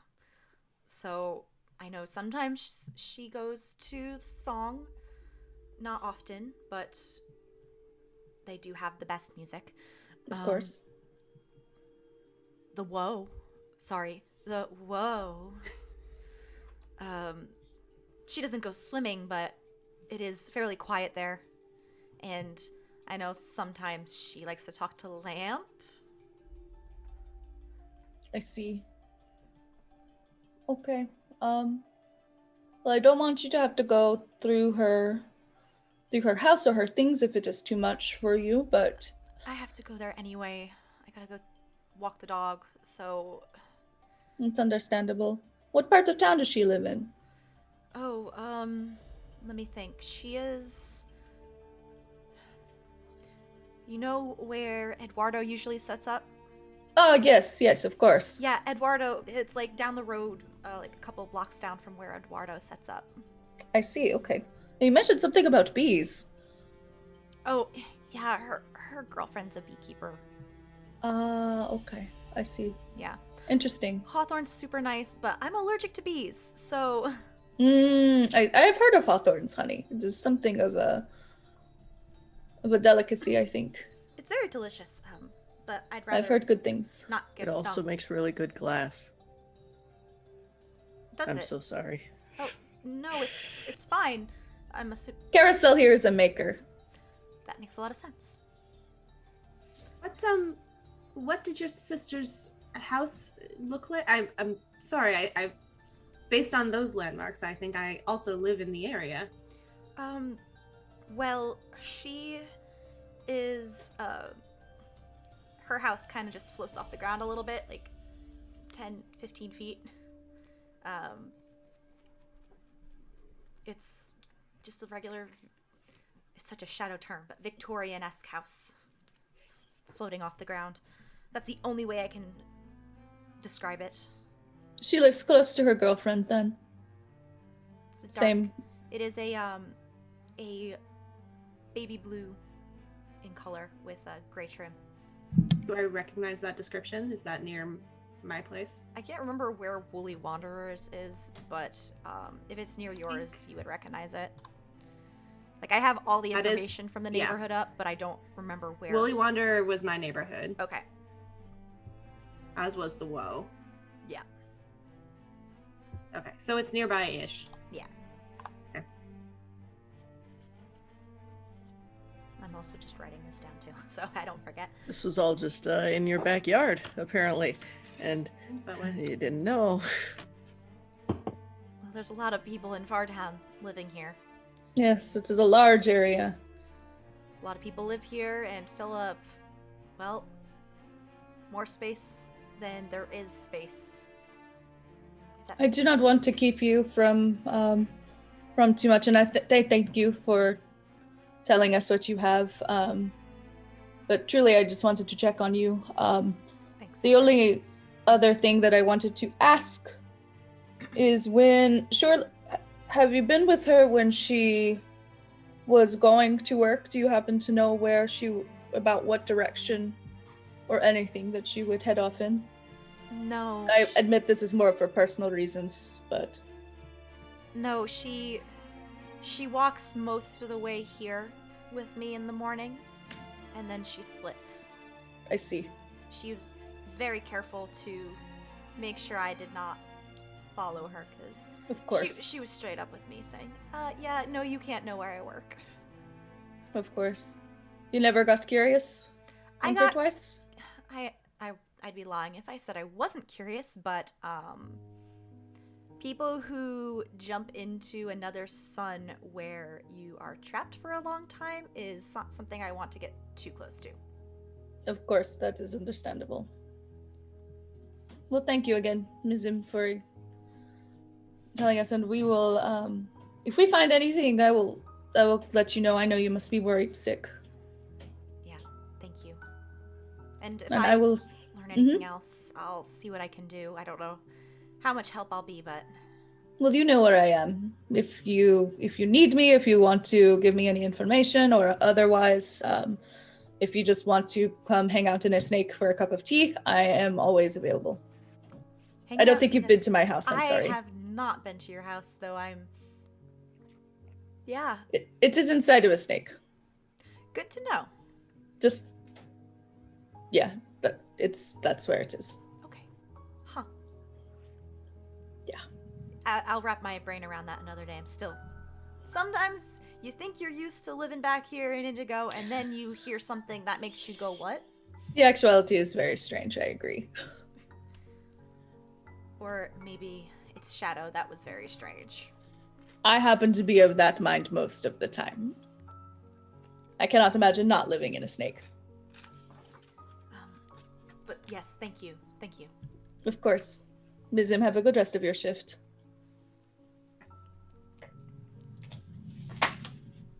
As we walk away, Alondra mutters something about disappearing girlfriends running in the family.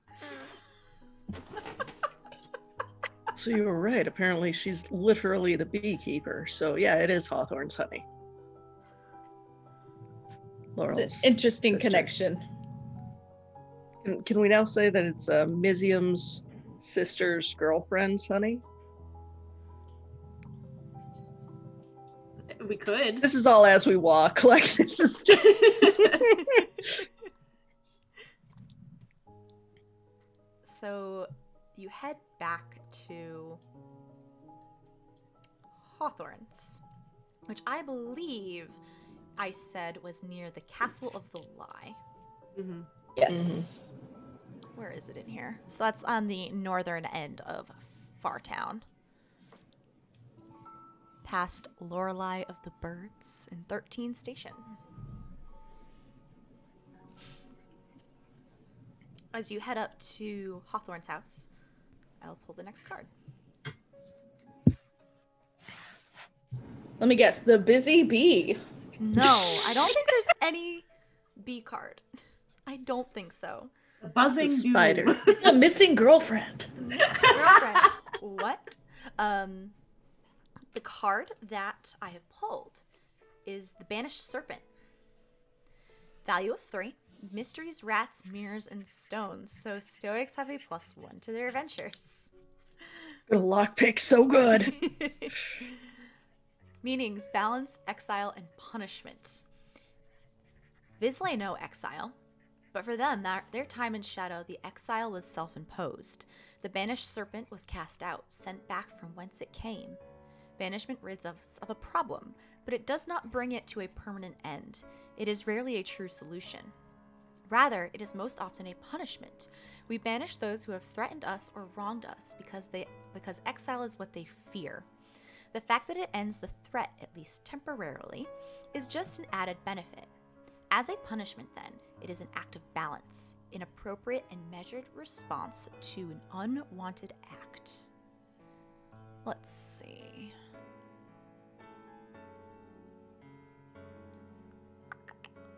Don't mind me, I'm just reading some stuff about the card.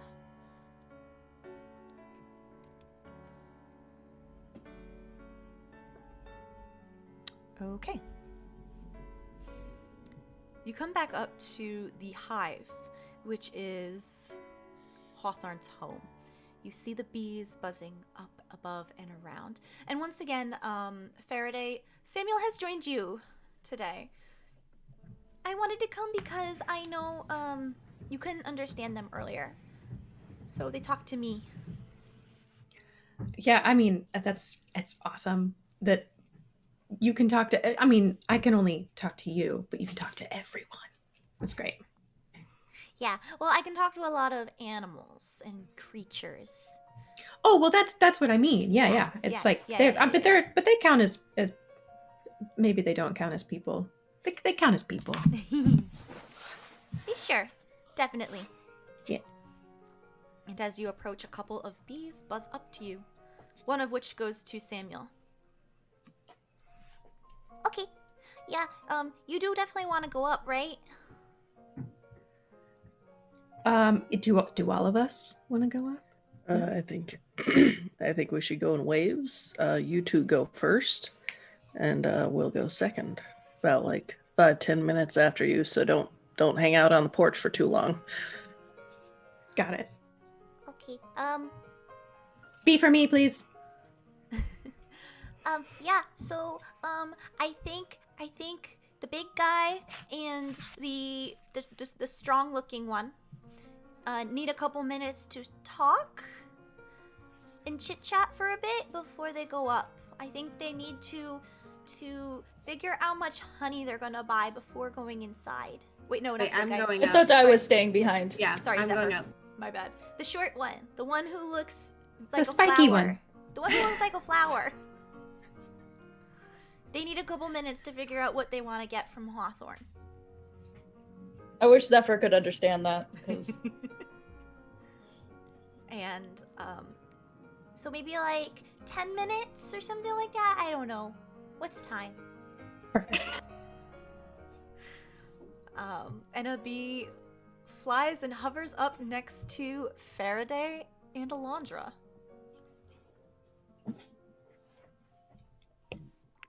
I get on the bee. Yeah, hop on. Just like last time, they land on you, whether it's a palm or a finger, and you are suddenly on the back of a bee, flying up to the hive with the front porch and a hexagon-shaped door. Does Samuel need his own bee, or is he like included in my person? He's included in your person. Okay, all right. That'd just be real cute to have like a I was gonna say the alternate would be adorable. rat bee. Once we get up to the porch, I will use my seeping in through ill-fitting doors incantation. Okay. Incredible. And I'll like just touch the porch. So any actions directly involved with breaking into the building have a +1 until the next sun sets. That can include stealth, lockpicking, the rest of it cut off. Where to go? That kind of stuff. Okay. So you will need to roll to see if it affects the house. You don't know the challenge or the level of the house, so you'll just need to roll 2d10. Okay. Let me know which one is. Keep an eye on which one is your magic die. Is there a bene or a sorcery? What could I add something to this?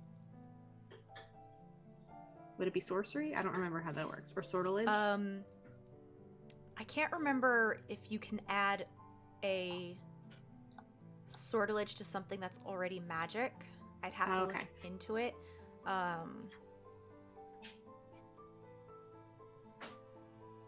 let's just say we'll say for now if you want to add a sortilege, you can roll 3 dice instead. Okay, and then I pick is it the highest one? No, just tell me what they all roll.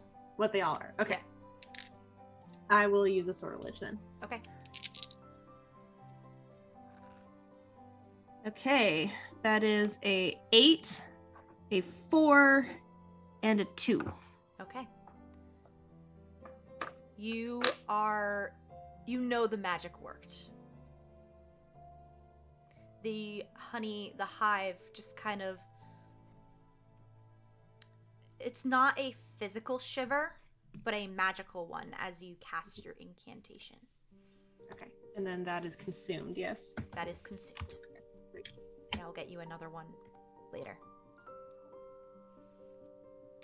Farideh and Alondra, you are in front of this home. I'll knock on the door. It is a moment before the face that is very similar to an old friend opens the door. Blonde hair, delicate facial features, wrapped in a honeycomb shawl. Oh, Alondra, Farideh, welcome back. I wasn't expecting visitors today. Oh, well, you know, the bees, they let us up. They usually do. Yeah. But usually today is my slow day. Oh, well, last time we were here, Karosael, do you remember Karosael, tall jacket, Hard pockets? not to remember him. Yeah, well, he got some of your honey and baked us these amazing cookies that we have just been loving for weeks, and so we thought we would come by and get some honey of our own and kind of top him off a little bit too. So we're here to buy. Oh, yes, come right in. And I can get that for you. How much are you looking to purchase? Oh, I mean, I think a fair amount. And do you have like a menu or something? Do you have like some different varieties? Could we like taste test some different ones? Sure. Give me a minute. I'll see what I currently have in stock. Just give me one moment. Awesome. She'll leave. She returns a couple minutes later with probably like 5 different honeys. And she lays them out on the table for you. So can you tell us about each of these? Are they like different flowers, or do they? I don't know much about honey. So is it like, are the bees different, or the flowers different, or do you like age them? How does it work? Alondra's just like nodding along with everything Farideh says. I was literally just about to ask what Alondra was doing. Just nodding. One second, I need to write something down. Because the only reason that I use honey normally is in my tea, and I've never really used it in baking. So do you know which one would be better in a baking context, or?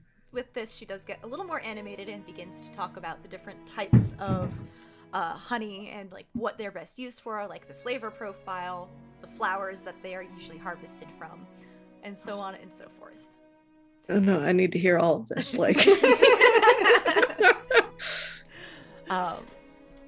Karosael and Zephyr. Several minutes pass by before a couple bees just land on you, and you're suddenly on them.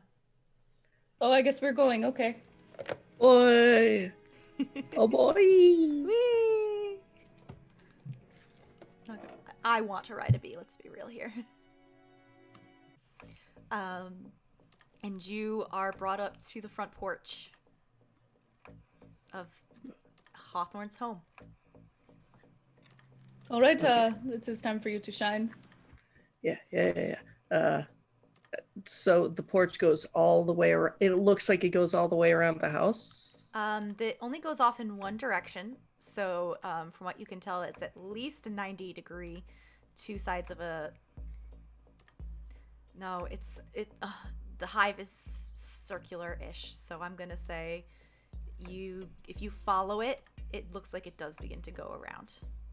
Okay, yeah, we're gonna start following it and look for a door that is not the front door, basically. you are able to follow the porch, which also leads into it's towards the back of the tree, where on the branch the hive and the honeycombs are really close to the trunk, and what looks like out of view from the ground and from a front-facing view, it looks like that there is also a garden on the trunk of the tree, a vegetable garden, and there is a back porch with a rocking chair. It looks like an unfinished knitting project, and another hexagon-shaped door. Okay, cool. First off, just gonna like gently test the door. Oh, it's locked. Oh no, how terrible. He gets out his lockpicks. Oh, now you get to do your thing. I do. Let's see, we're gonna use you, and he starts getting to work on that lock. So, you don't know the challenge, but you have a +1 from the card. You have a +1 from Alondra's spell. You have your skill, which I think it's 2. Yeah, lockpicking level 2. Gee, I wonder what you did in Shadow. Legal things. Totally GM, legal things. Yup, you were allocating an asset allocation. So you have a +4 to your venture. I will say that if you want to add a bene, this will either be a movement or intellect task, because there is logic in how to pick locks that can go both ways. Yeah. No, I'm gonna say intellect or perception, because it is a lot of feeling with the tumblers and stuff inside. I'll definitely do perception then. Okay, just waiting to you're waiting to feel when they're clicking or in the right spots. So that is a +5 to your venture. It's like an old dance. We got this. Wait, 1 or 2 die? It's gonna be 1 die. Okay. If you want to add hidden knowledge or a sortilege, you can. A sortilege will give you an extra die, and a hidden knowledge will just give you an extra +1. Nah, we'll just do this straight. Okay, cool. Oh god, I got a 1, so it's a 6. That's actually what you needed. Cool. With your venture, that's actually what you needed. Congratulations. Easy. It was easy. It was super easy. It didn't look like it went too Quite smoothly, but it opened. I haven't done it for a while. Okay, Of course, warming up. Of course. And so he puts it away, puts it in his pocket, and we open the door. The door is unlocked. How would you like to proceed? Now that the door is unlocked, you do hear, if you peek through, do you peek through, or what are you doing? Small peeky. This looks like it is the kitchen. Oh, cool. It's the kitchen. Frick, where's her bedroom from here?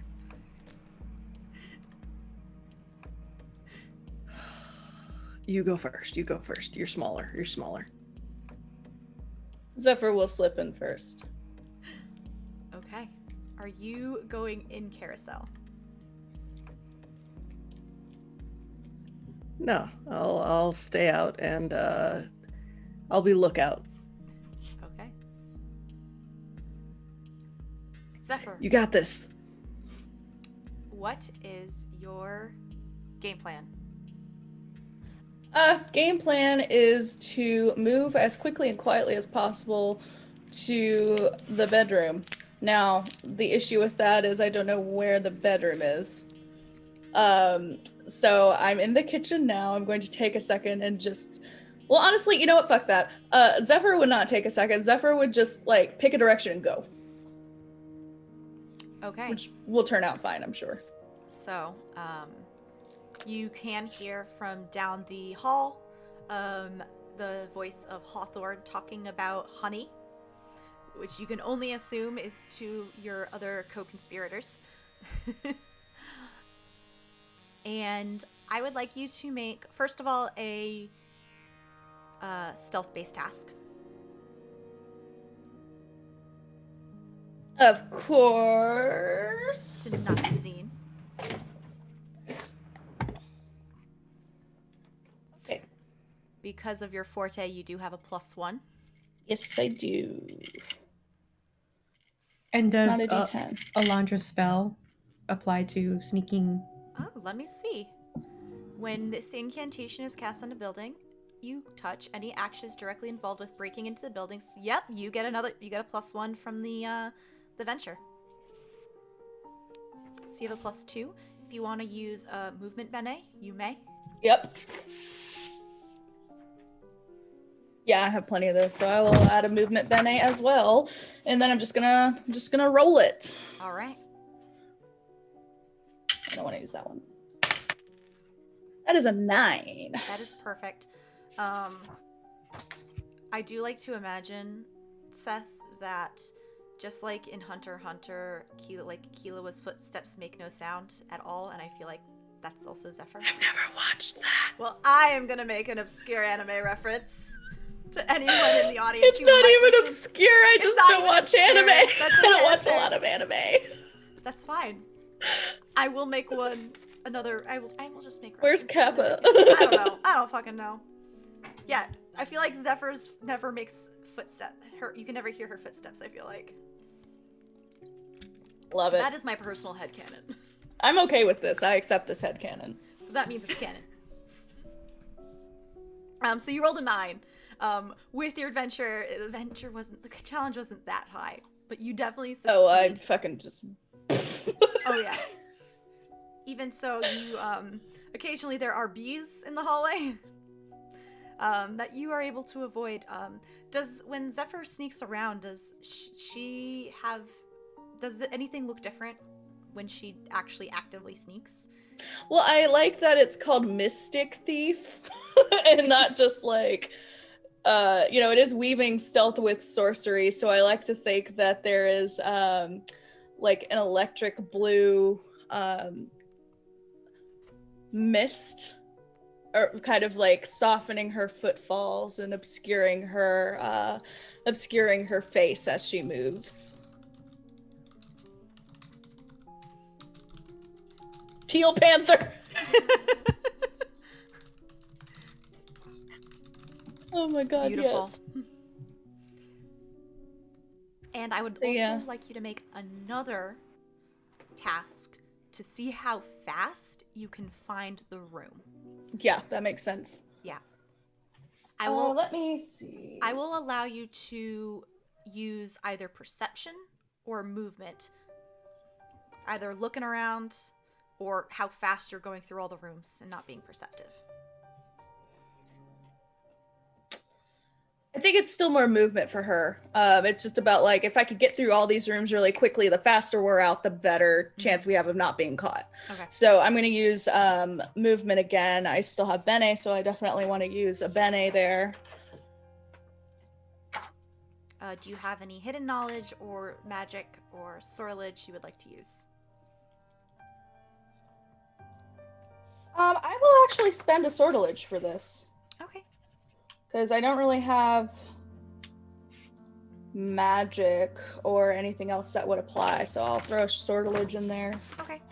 which I'm sure will not backfire at all. Of course not. Yeah, that's all I want to do. Okay. And this is no longer the sneaking task. This is specifically for just like moving fast. Yeah. Cool.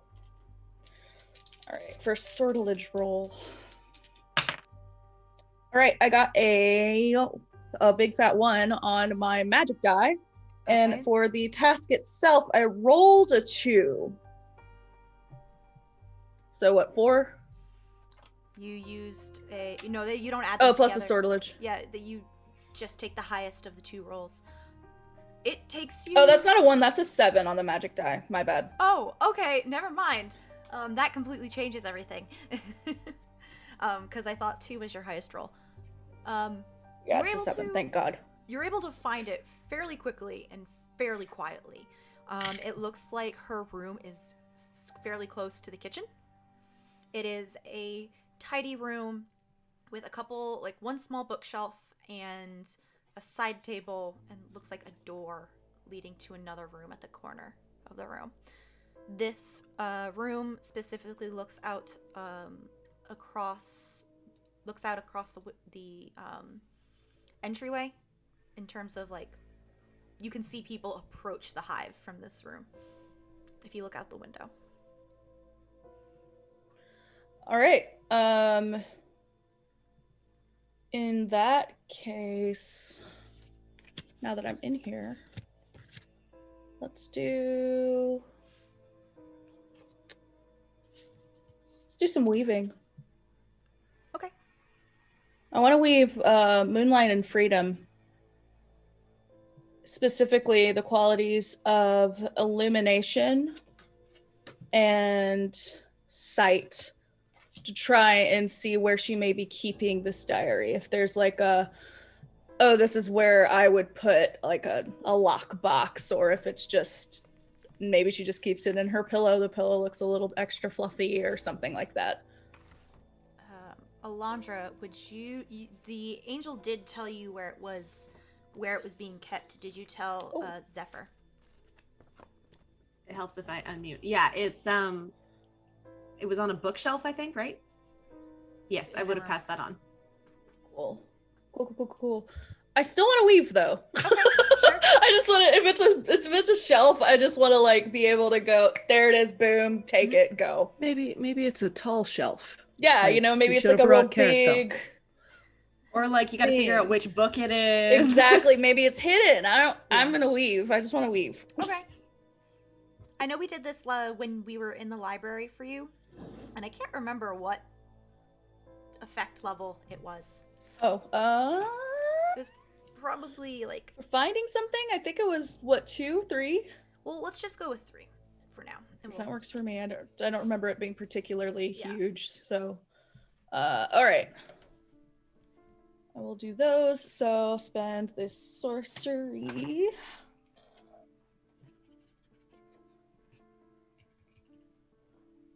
Cool beans. I don't really have anything else that applies, which is perfectly fine. I will need you to roll a magic die and a regular die to see if it will take effect in this home, which is innately magical. You got it. All right. See if I can actually read the numbers this time. And I will say you get an extra +1 because this is active from the card, because this is actively stealing something. I mean, not the card, sweet. the spell. In that case, do I get my Mystic Thief +1 as well? That's stealthing, not stealing. But stealing is stealthy. You Okay, have that's to fine. steal stealthily. So I rolled a that's interesting.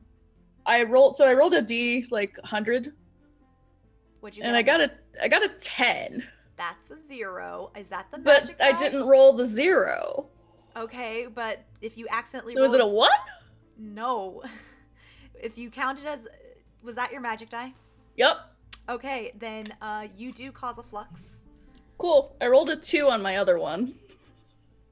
It takes a moment for your magic to take effect. Okay. But you still cause a flux because 0 is technically, if you think of it as a D10, it's a 0. See, I thought it was a 1 because just take off. Because a like 0. the double 0 is the 0, right?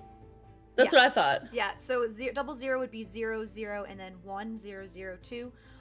But it's not a D10, so we're pretending it's the D10. So you're just taking off, you're dividing by 10 for the actual numerical value to make it a D10. So it'd be a 1. No, because you have you have 10, 20, 30, 40, 50, 60, 70, and 100. 0, because you have the numbers for everything else between 1 and 9, so 0 has to be, the 100 has to be 0. I've had this conversation with so many people. It's It's not that I don't believe you. I just don't get it. okay. If you divide 10 by 10, you get 1. And it's that pattern for everything else to convert the percentile into a D10. So the double 0 is 0. Correct. So the 1 0 is 1. But the thing is, Seth was rolling a D10, not a percentile. Well, I'm rolling the percentile with my magic dice. Yeah. But it's acting as a D10, not a percentile, so it's going to be 0. Yeah, so when it So went there are to two 1 ways 0, to roll it's a 1. 0. I'll go into the detail on how percentile works after call. So we don't. But there's 2 ways to roll 0 on percentile. No, there's only one way to roll 0 on percentile. Because Okay. Seth rolled 1 0, not a 0 0. Zero's. So if I rolled a 0 0, what is that? Okay, that's 100. But we'll talk. You can't roll. You either roll from 0 to 99 or 1 to 100 on a percentile. But we're not using it as a percentile, so it doesn't really matter for this game. Right, so what would it have been? You rolled. If I rolled a double O. just a double O on a percentile is going to be 0 for the purpose of rolling a D10. Okay, so a 1 0 would be a 1. Yes, on just the percentile dice. Yes, without rolling it. Is that You're Okay, because that's what Seth rolled, was a 1 0. Not a 0 0. Show me what face you rolled on the camera. I rolled a 1? I'll find it. Yeah, because if you rolled the double 0, that's going to be a 0. Okay, then you rolled a 1, not a flux. I thought you rolled a double 0 on the. Mm-mm. Okay, no, then that's a 1. Still not great, don't get me wrong. Well, I was kind of Still- excited still for our balls. first flux. I wanted I was excited too, because I've never used sortilege before ever, and I was like, Hey y'all, math is hard. it is. We're We all are all too gay. gay for this. Math is We're all too Yes, we hard. are. Yeah, we're too gay. Is what I'm getting. Okay. This is why we don't Um, leave the benighted song. There's math out in the real world. So the funny thing is, in Invisible Sun, in the actuality, math is one of the few things that are actually still consistent with Shadow. It's a good and a bad thing. I think. It is a good and a bad thing. So anyway, you did not trigger flux, but you also didn't roll well. I think you rolled. No, I didn't. You rolled a 1, and what was on the other die? 2. Your magic goes off, but it takes a time for it to take effect. Like, you're sitting here going like, does my magic work? Until it finally shows up on the shelf. It is I like to imagine it. Does it like glow a little bit? Just little, like a, little bit of teal blue, very faint, and it takes a minute for it to kick in. Okay, I imagine Zephyr just being antsy, like, shit. Let's quickly switch back to Farideh and Alondra.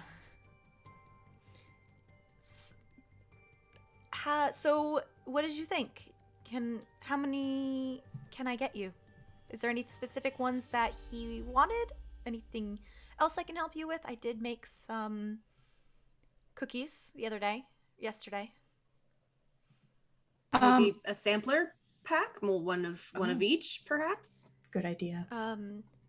Sampler pack, I would have to reallocate into smaller jars. I don't normally do sample packs, though I do have them on hand. I have a Well, I fairly- just meant one jar of each. Oh, 1 jar of each. I can do that. So that'll be 5.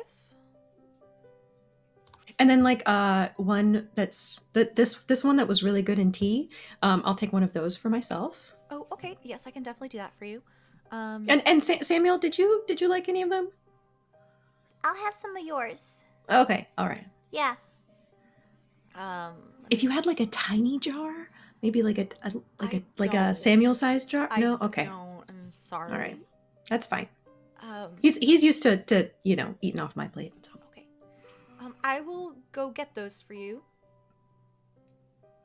And she Great. turns away. She would have informed you that 1 jar of honey would be 10 orbs, not crystal orbs.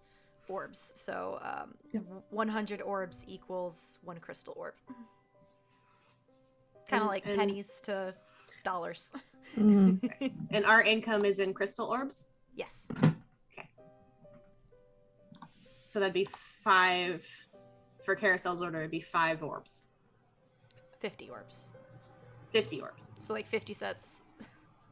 So if I have 350 money, it would be 50 money.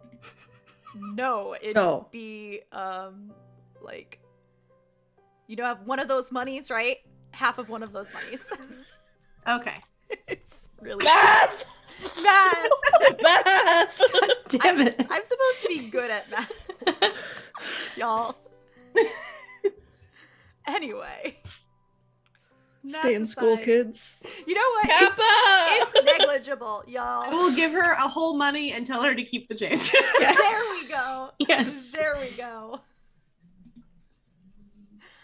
Zephyr, you do hear someone walk past the room and start fussing around in a room nearby. I get under the bed so fast. So fast. I imagine her just like staring at the bookshelf, not wanting to miss her spell, and then just like. Alondra, do you think it's been long enough? I don't know. I don't know how long it takes to do this. I think, I mean, we had a pretty substantial lead on them, so if we could stall her a little longer, it can't hurt. Worst case, they're waiting for us, but Okay. GM, did Karosael hear Alondra like come into the kitchen? You mean Hawthorne? Yeah, what'd I say? Alondra. Alondra. Yeah, no, did Karosael hear her come into the kitchen? If you are listening at the door, you would hear someone rummaging around. Not in the kitchen, but maybe like in the pantry connected to the kitchen. Okay, he's gonna walk back around the porch to the front door Okay. and knock. You hear, Alondra and Farideh, you hear a knock at the door, and from the kitchen you hear, could one of you get that, please? Will I finish up your order? sure. I'll like stand up and like whisper down to Farideh. Should we bring up her missing girlfriend? Is that? I mean, it would stall, right? I mean, that's up to you. I was just gonna play this off as a shopping trip, but I guess worst case we could bring up traumatic events in her life. Sure. I mean, just if we need the time. Okay. Well, that's gonna be your job. I'm still working on my bee dance, so. Karosael knocks again. Okay. Right. And I'll like go over and open the open the door. And Zephyr, you wouldn't have heard the knock. You probably would have just heard the knock. Barely heard it. Finn, what is Finn doing? He's getting in the black There's cube. a box. He has to be in the He's box. getting in the black cube. It's not just a box. It's the black cube. Is he the secret? Is Yes. he like Yes, the secret that's Finn hidden in is the the cube? secret. Finn is the perfect secret. And you would have also heard Hawthorne call up to the front. I'll open the door and just what are you doing? What's happening? Oh, Alondra, Farideh, I didn't know you guys would be here. Right. Well, we were here to get that honey for you that you Zephyr asked us to get. Well, I wasn't asking you to get it. I just mentioned that I needed to get more. It's so kind that you guys would do this for a friend. Oh, what a strange miscommunication that brought us all here. Why don't you come in? Absolutely. Oh, what are these on the table? Oh, we've just been doing a bit of honey tasting. Farideh, why don't you tell Karosael what's been going on? Guys, And I will just- what are you doing? Just chill out. We're being natural. We're supposed to be. We're normal. This is how we talk. This is yeah, how we we're always just we're talk. playing. It's totally natural. Well, this one's really good in tea, and this one's really good in those cookies that you make, Karosael, that Samuel really likes. And these were made with clover, and then these were made with lavender. And so it's just like we're buying you a sampler pack. Oh, that's very kind of you. I'd love to try these too, but it doesn't look like there are any clean spoons. Can I have a clean spoon? So during that whole encounter, I like to imagine that instead of the music that's playing now currently, this is what plays. Can you hear it? No. Hold on. Is it gonna be Benny Hill?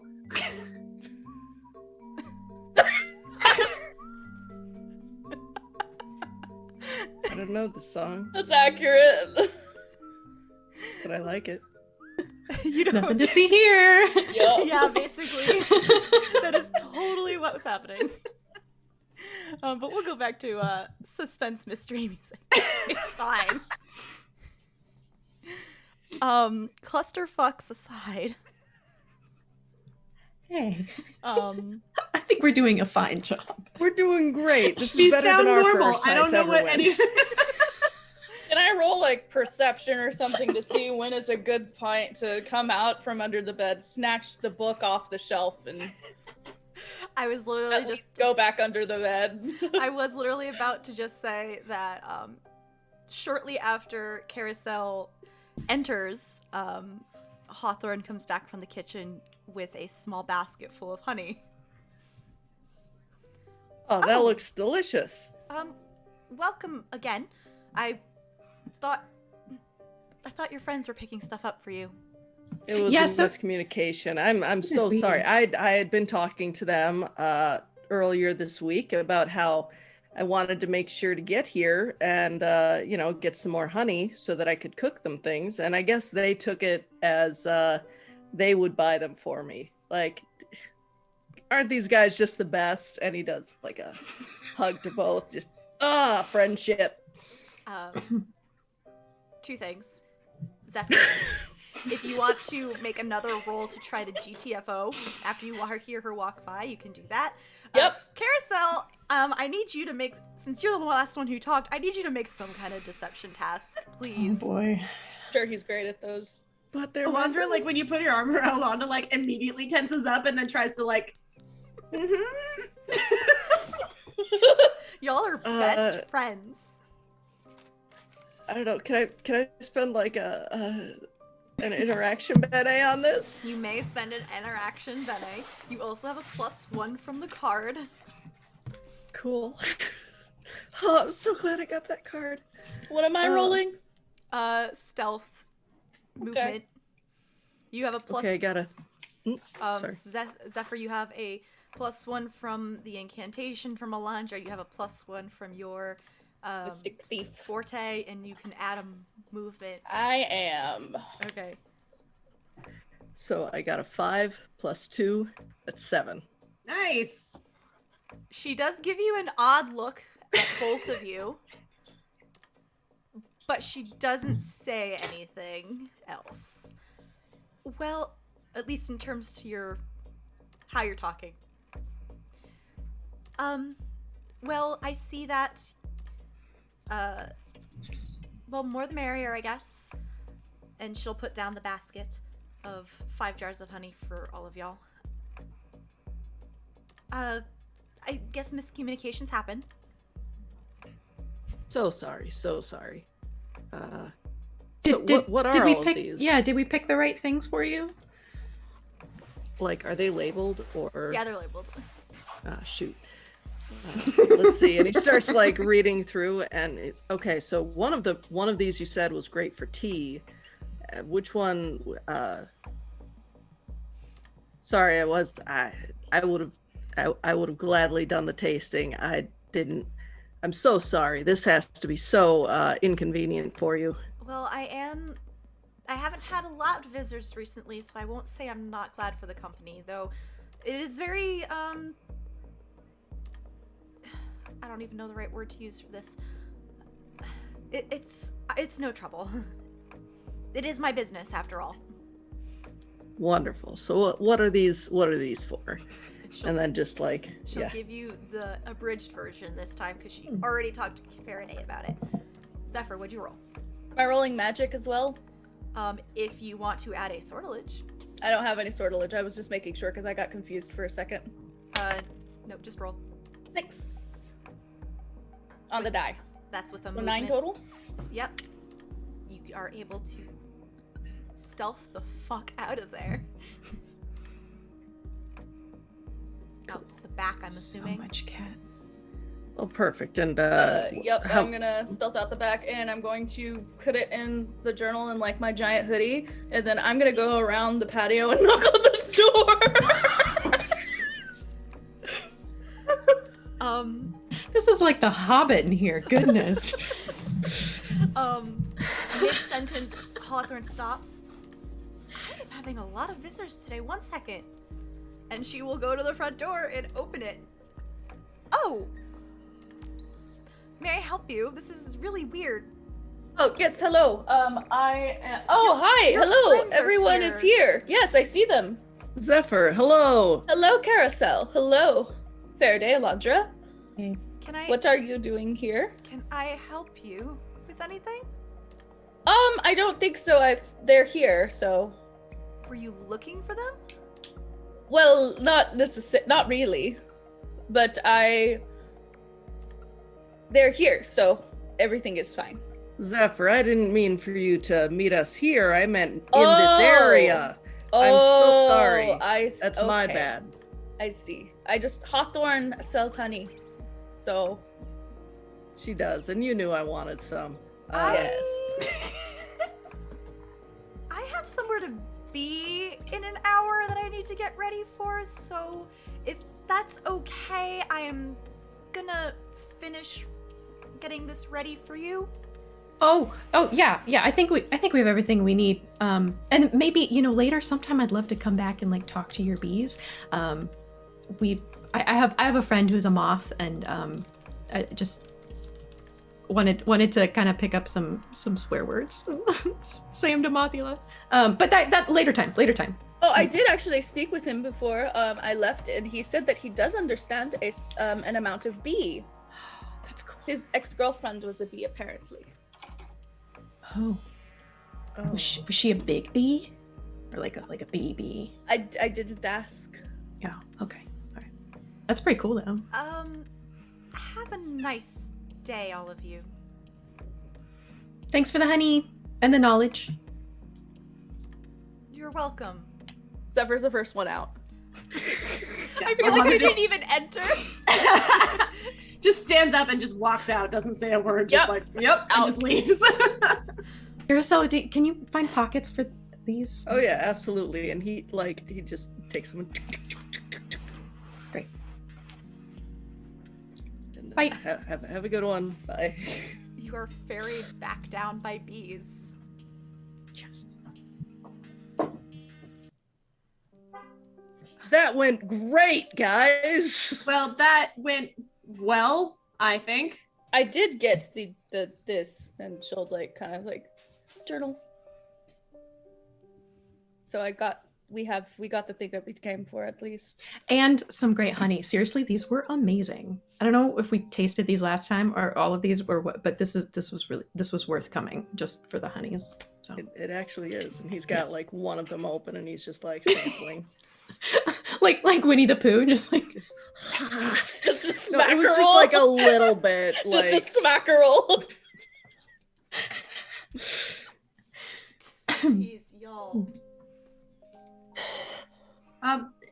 Zephyr, do you mind if I, with the book, do you mind? Mind? What do I mind? What? With the book, if I take a look. Well, I thought we could all look at it. Right. That absolutely it works as well. You seem nervous. No, why would I be nervous? That's silly. Yes, we should all look at it together soon. Yep. benighted song. Of course. Let's go. Off we go. You head back to the song. Mothula is there. And he, Mothula, we just went and hung out with some bees, and they seem like super cool. Zephyr said you used to date a bee. I haven't met her. Was she like Like a B or like a B? This was when I was a little smaller and a little younger, so maybe like a little bigger than a regular bee. That's pretty cool. Yeah, it was okay. Yeah, it was an okay relationship. I'm sorry, I wasn't muted. But yeah, I think Summit wanted to talk to you, Farideh. Oh, cool. Thanks. Zephyr just goes, ooh. It's nothing bad. but- Just, Summit. But hi, Karosael, Zephyr. Oh, Hello. Alondra. Hello, Mathila. Yeah, head right in. He'll move his wing for all of you. Yeah, if you guys want to find a table, I just gotta check in with Summit. And you can start reading without me too. You're... I like to think Zephyr has it open while she's walking to the table. Hey, Farideh. How would you like a despair? Oh, okay. Unfortunately, and unlike in other Cypher games, you don't have a choice on whether you accept the joy or I despair. know. Okay. You can mark yourself as having a despair on your sheet. Do I know the you're gonna reason find for out. this? Okay. You'll figure out. No, just random All right. wave of sadness. Hey, I can do that. Your quirk is depression. Like, no lie, I can do that. I know you can. Gotta balance out some of that joy. There has been a lot of joy. Yeah, you have a lot of joy. You and Karosael, okay? I gotta figure something out. Or attempt to figure something out. Yeah, Summit is at the bar and they are finishing up a drink for someone else. Oh, Farideh, thank you for stopping by. I never actually had a chance to talk to you about why you were snooping. So if you can come well, over to the side room quick and we'll have a quick chit chat. Sure, yeah. I mean, happy to. We did already talk to Vivian about it, but yeah, I can fill you in. Yeah.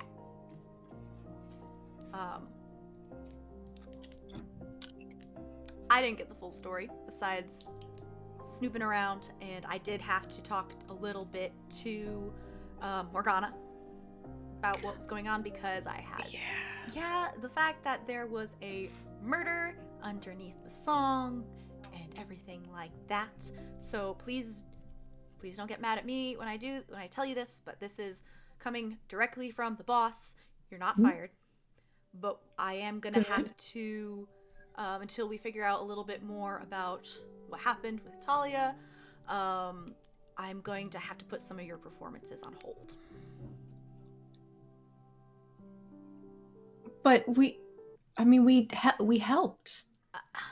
I know, at least I believe you, but the boss is fickle and kind of, not gonna lie, frustrating, but she does pay my bill And mine, I know. yeah.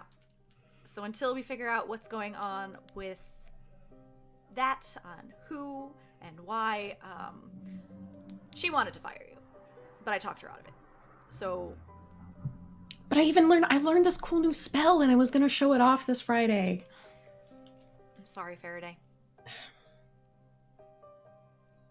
Well, I'm still trying to solve it, so maybe if I solve it, she'll not be pissed at me anymore. You could still do hosting, just no performances. Yeah. I mean, Rydell's been doing pretty good too, so maybe she should just take the open mic night too. But anyway, sorry. Yeah. Well, I mean, I've been spending more nights at my house anyway, so maybe I should just... You could still stay here if you want to. There's been no issues. I don't know the details, but I know your bad memories back at your place, so even though I don't got the details on that, but Yeah, but I mean, if I'm not officially supposed to be staying here, I don't think, and I need to toe the line for a while. I get that. Well, I'll see what I can do and try to placate her. Okay. Well, Vivian said that you at least secured that trapdoor, so I did. we're safe. It should, unless someone really tries to go at it, it should be just very safe and locked. All right. Well, my friends are sworn to secrecy, so they won't get out that way. All right. I'll see you. Only Samuel knows. And he's not gonna say anything. All right, I'll see ya. I gotta get back to the bar. Yep. And I'll see you in a few days. they will go back to the bar. Rest of the company. The book. It's just being laid on the table. Yeah, Zephyr would have opened it probably as soon as she started walking in. Mm-hmm. And then after they get to the table, like, kind of put it down for everybody to look at together. Do you wait for Farideh? I mean, she would have put it down on the table before Farideh got back. Okay. Yeah, I said you didn't have to wait for me, so. Okay. Yeah, so it's just there open waiting for her too. The diary is just about the thickness of a composition notebook, like a composition lab notebook. It has a binding of a dark green. It has in the front cover property of Laurel, and as you just flip through it, it looks like some pages are written in code. You cannot read them. There are some regular entries as well, but it's obvious that some of the things are written in code. Well, shit.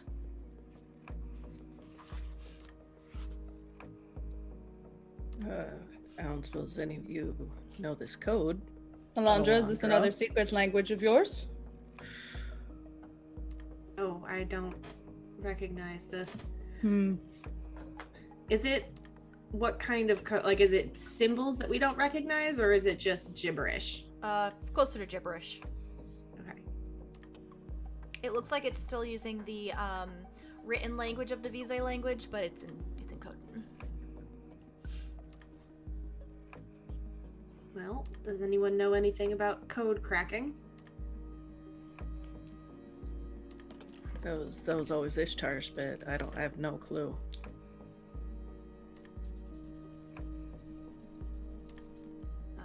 The pages that are normal, are there anything, is it just like, I went to the store today, or like, is there anything useful or interesting in there? I think some of the early entries would be about when she just first joined the Goetic Order. I'm not going to go into detail right now, but I can get you information later. Right. So it starts at that point, and then the last, like, normal entry, when is it dated? The last normal entry is in code. Okay. It is dated that day. Okay. How far back is the last one that we can read? Probably mid-investigation. Okay. So it's all normal up to that point, and then it's all in code? It's mixed. It's mixed. Okay. Yeah, it's mixed. I'll get more information Yeah. before next session. No, write the whole diary right Yeah, now. I'm gonna write the whole diary down. Are there any pages that look like specifically like they're written maybe a little bit more hastily in code or anything like that that would indicate she was under stress? Definitely. Yeah. A couple pages or like one page that's like, oh god, like this is written in blood? Oh no, nothing written in blood. Definitely, probably. Once it kind of hits the middle of like the entries, it seems like it's more stressed. Okay. Going through, and it's not necessarily like messy handwriting, but like the writer put a little more force than they needed to while writing. Like more pressure and. Okay. I ask because I kind of want to attempt another weave to at least crack a part of this, because I know I'm not going to be able to translate the whole thing, and definitely not just like leave it translated. But if there's a specific page or two that looks like, just to the layman, if it's like, okay, like this person's like was pressing on the pencil so hard their lead broke here, or anything like that we can focus on. Sure. First two things, Farideh, I'll say you get back at this time. And Zephyr, this will be the last roll of the game before we have to close out.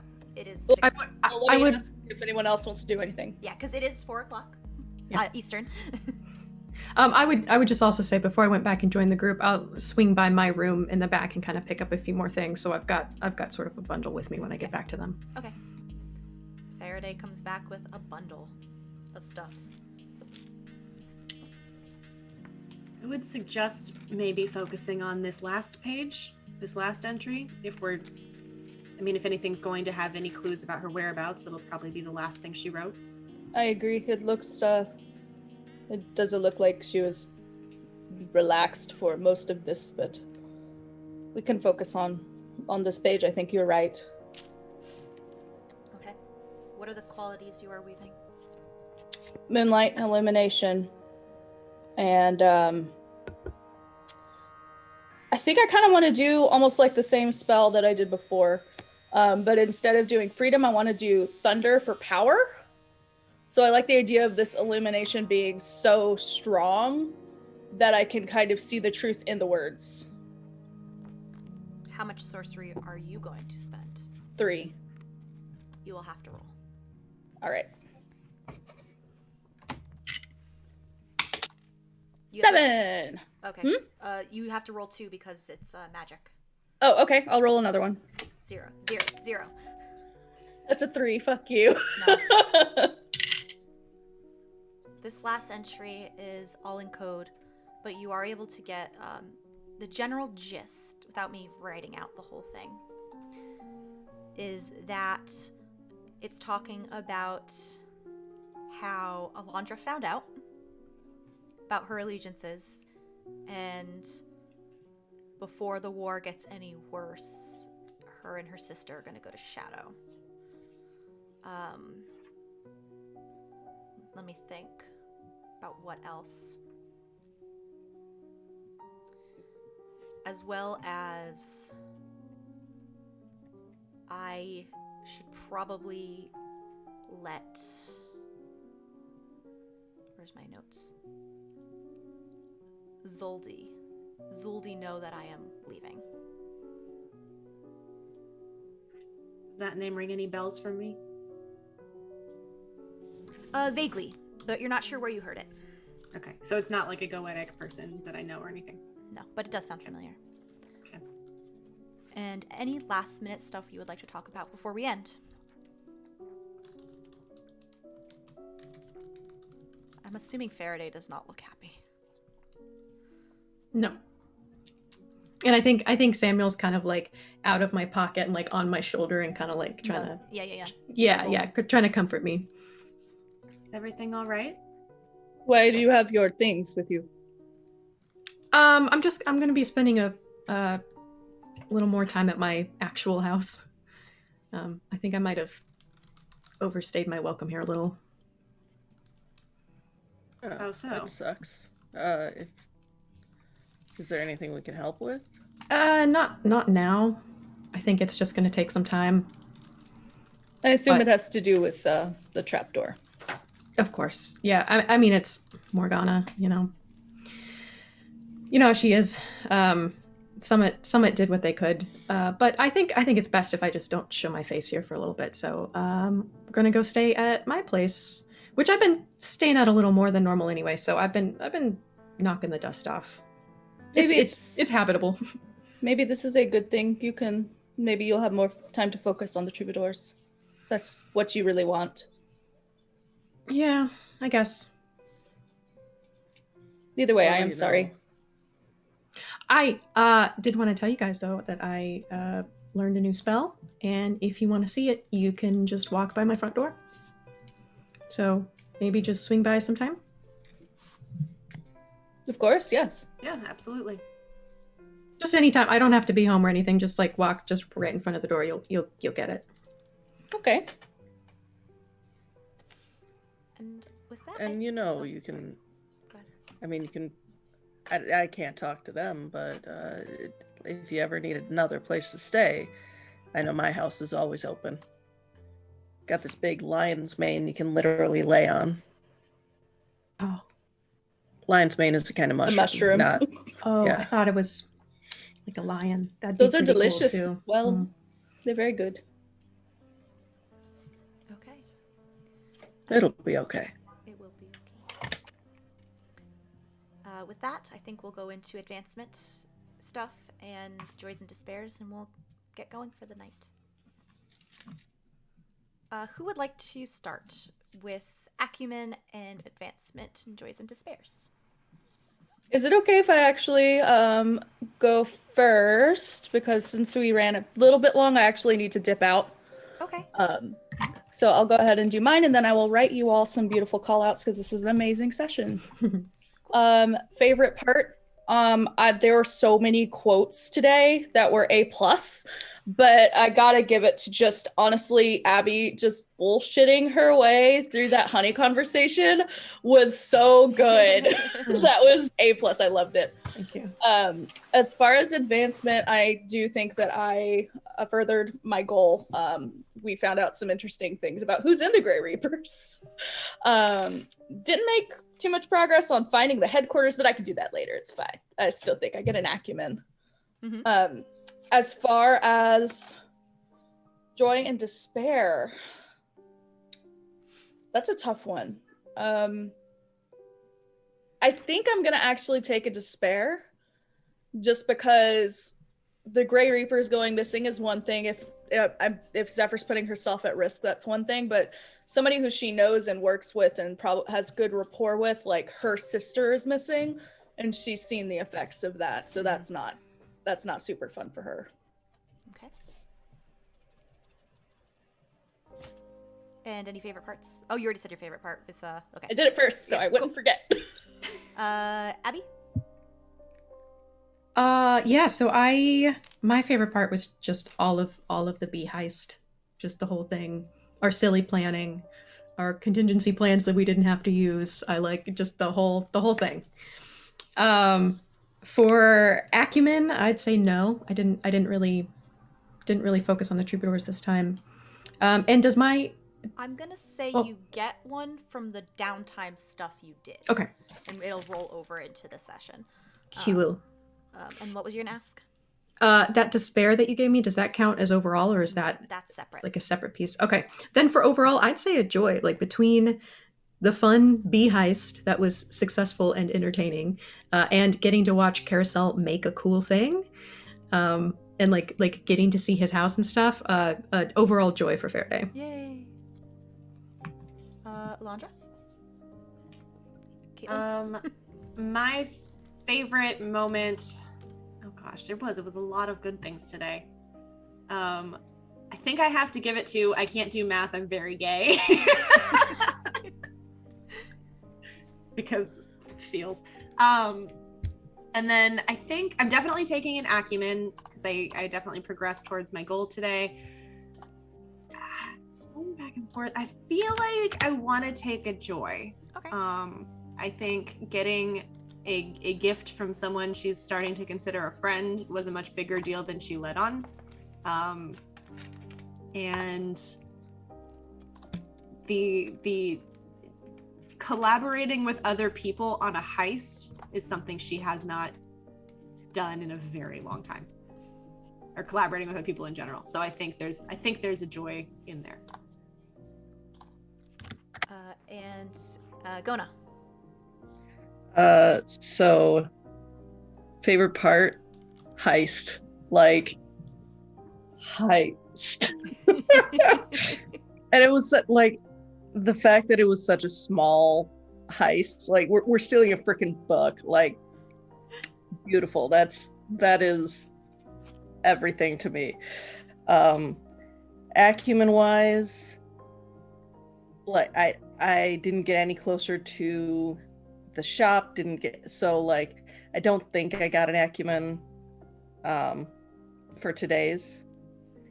And Joy Despair, definitely Joy, 100%. He was just like in his element, like, yeah. I will say that by helping Alondra find Laurel to further your goals is enough to get you an acumen. Okay. Thank you. Also, let's quickly do where we can find you and everybody else. Let me go first because I will forget to do favorite part if I don't do this right now. Hi, I'm Mary. You can find me on Twitter at Archmage of Dice. This is my channel, and you can find me here every 1 p.m. Eastern every Saturday with this lovely group on Open for Adventure. I play Licton Brattersby in a Numenera game at 8:30 Eastern, so join us in a handful of hours while we do that as I deal with traumatic experiences with big mech bugs. I have a charity stream on this channel on this coming Tuesday the 16th from 9 a.m. to midnight, and I am raising money for JDRF International and the Barton Center for Diabetes Education. I just put everything in chat, so come help us raise money. My favorite part was when Karosael was making and the safety first goggles and gloves. Thought that was cute, but also just when everyone can't fucking lie. Like when Zephyr was trying to not speak, but also she had no choice but to speak and just trying not to lie was amazing. Let's go reverse order. Gonah.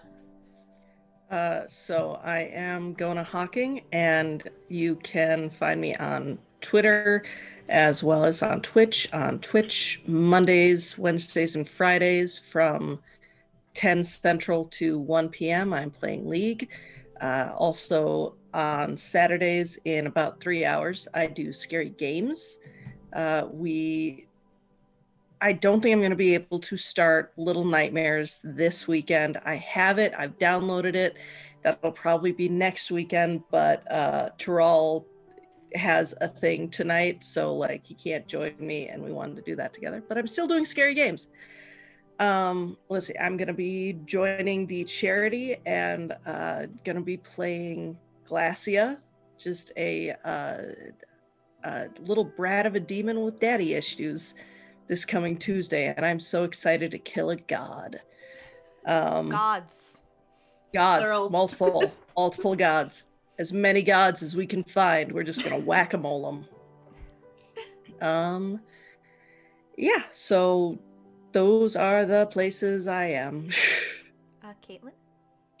Hi, I'm Caitlin, aka A Theaterphile. You can find me at A Theaterphile on all of the things, primarily Twitter and Twitch.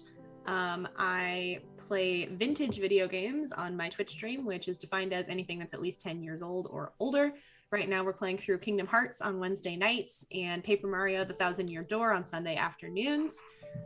Starting next month, we're going to be doing a replay of Pokemon Snap for the N64 to prep for the new Pokemon Snap game coming out. So tune in for that nonsense. You can also find me on Twitter, where I yell about tabletop RPGs and various other things. You can also find me on Instagram, but it's just my personal Instagram, so it's mostly just like selfies and pictures of food. Yeah, that's me. Abby. Hello, I'm Abby. This is the only stream that I do here on Mare's channel. I'm also going to be part of the charity stream next week. First time I will be playing Phasmophobia, and it seems like there are hijinks that are being cooked up for cool donation rewards. It's all going to be nuts. You can find me on Twitter at Aragorn's Girl. I post about folk music and pictures of my cat. And Star Trek. I'm rewatching all of Star Trek, so if you want to hear me talk about my thoughts, it's there. And Seth. Hi, I'm Seth. You can find me on Twitter and Twitch at KillXJill, like Kill Bill, but cooler because it's my name.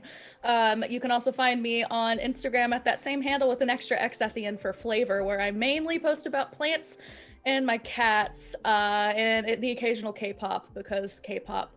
I will be back on the Twitchverse tonight at Open for Adventure here with Mare playing Rashiel as I recover from willfully ingesting poison without telling anybody else in my party that I ingested poison and I almost died, but it's fine. Everything's fine. Other than that, I will actually not be joining the charity stream because work is a bitch, but I want everybody here to go and watch for me. I will be tuning in, lurking as much as I possibly can because it's going to be fucking great. Other than that, I'm about to go get Korean corn dogs, so. All right, we will see everybody next week, and hopefully some of you will come join us for Numenera, but have a lovely, lovely, lovely weekend, and we'll see you later. Bye!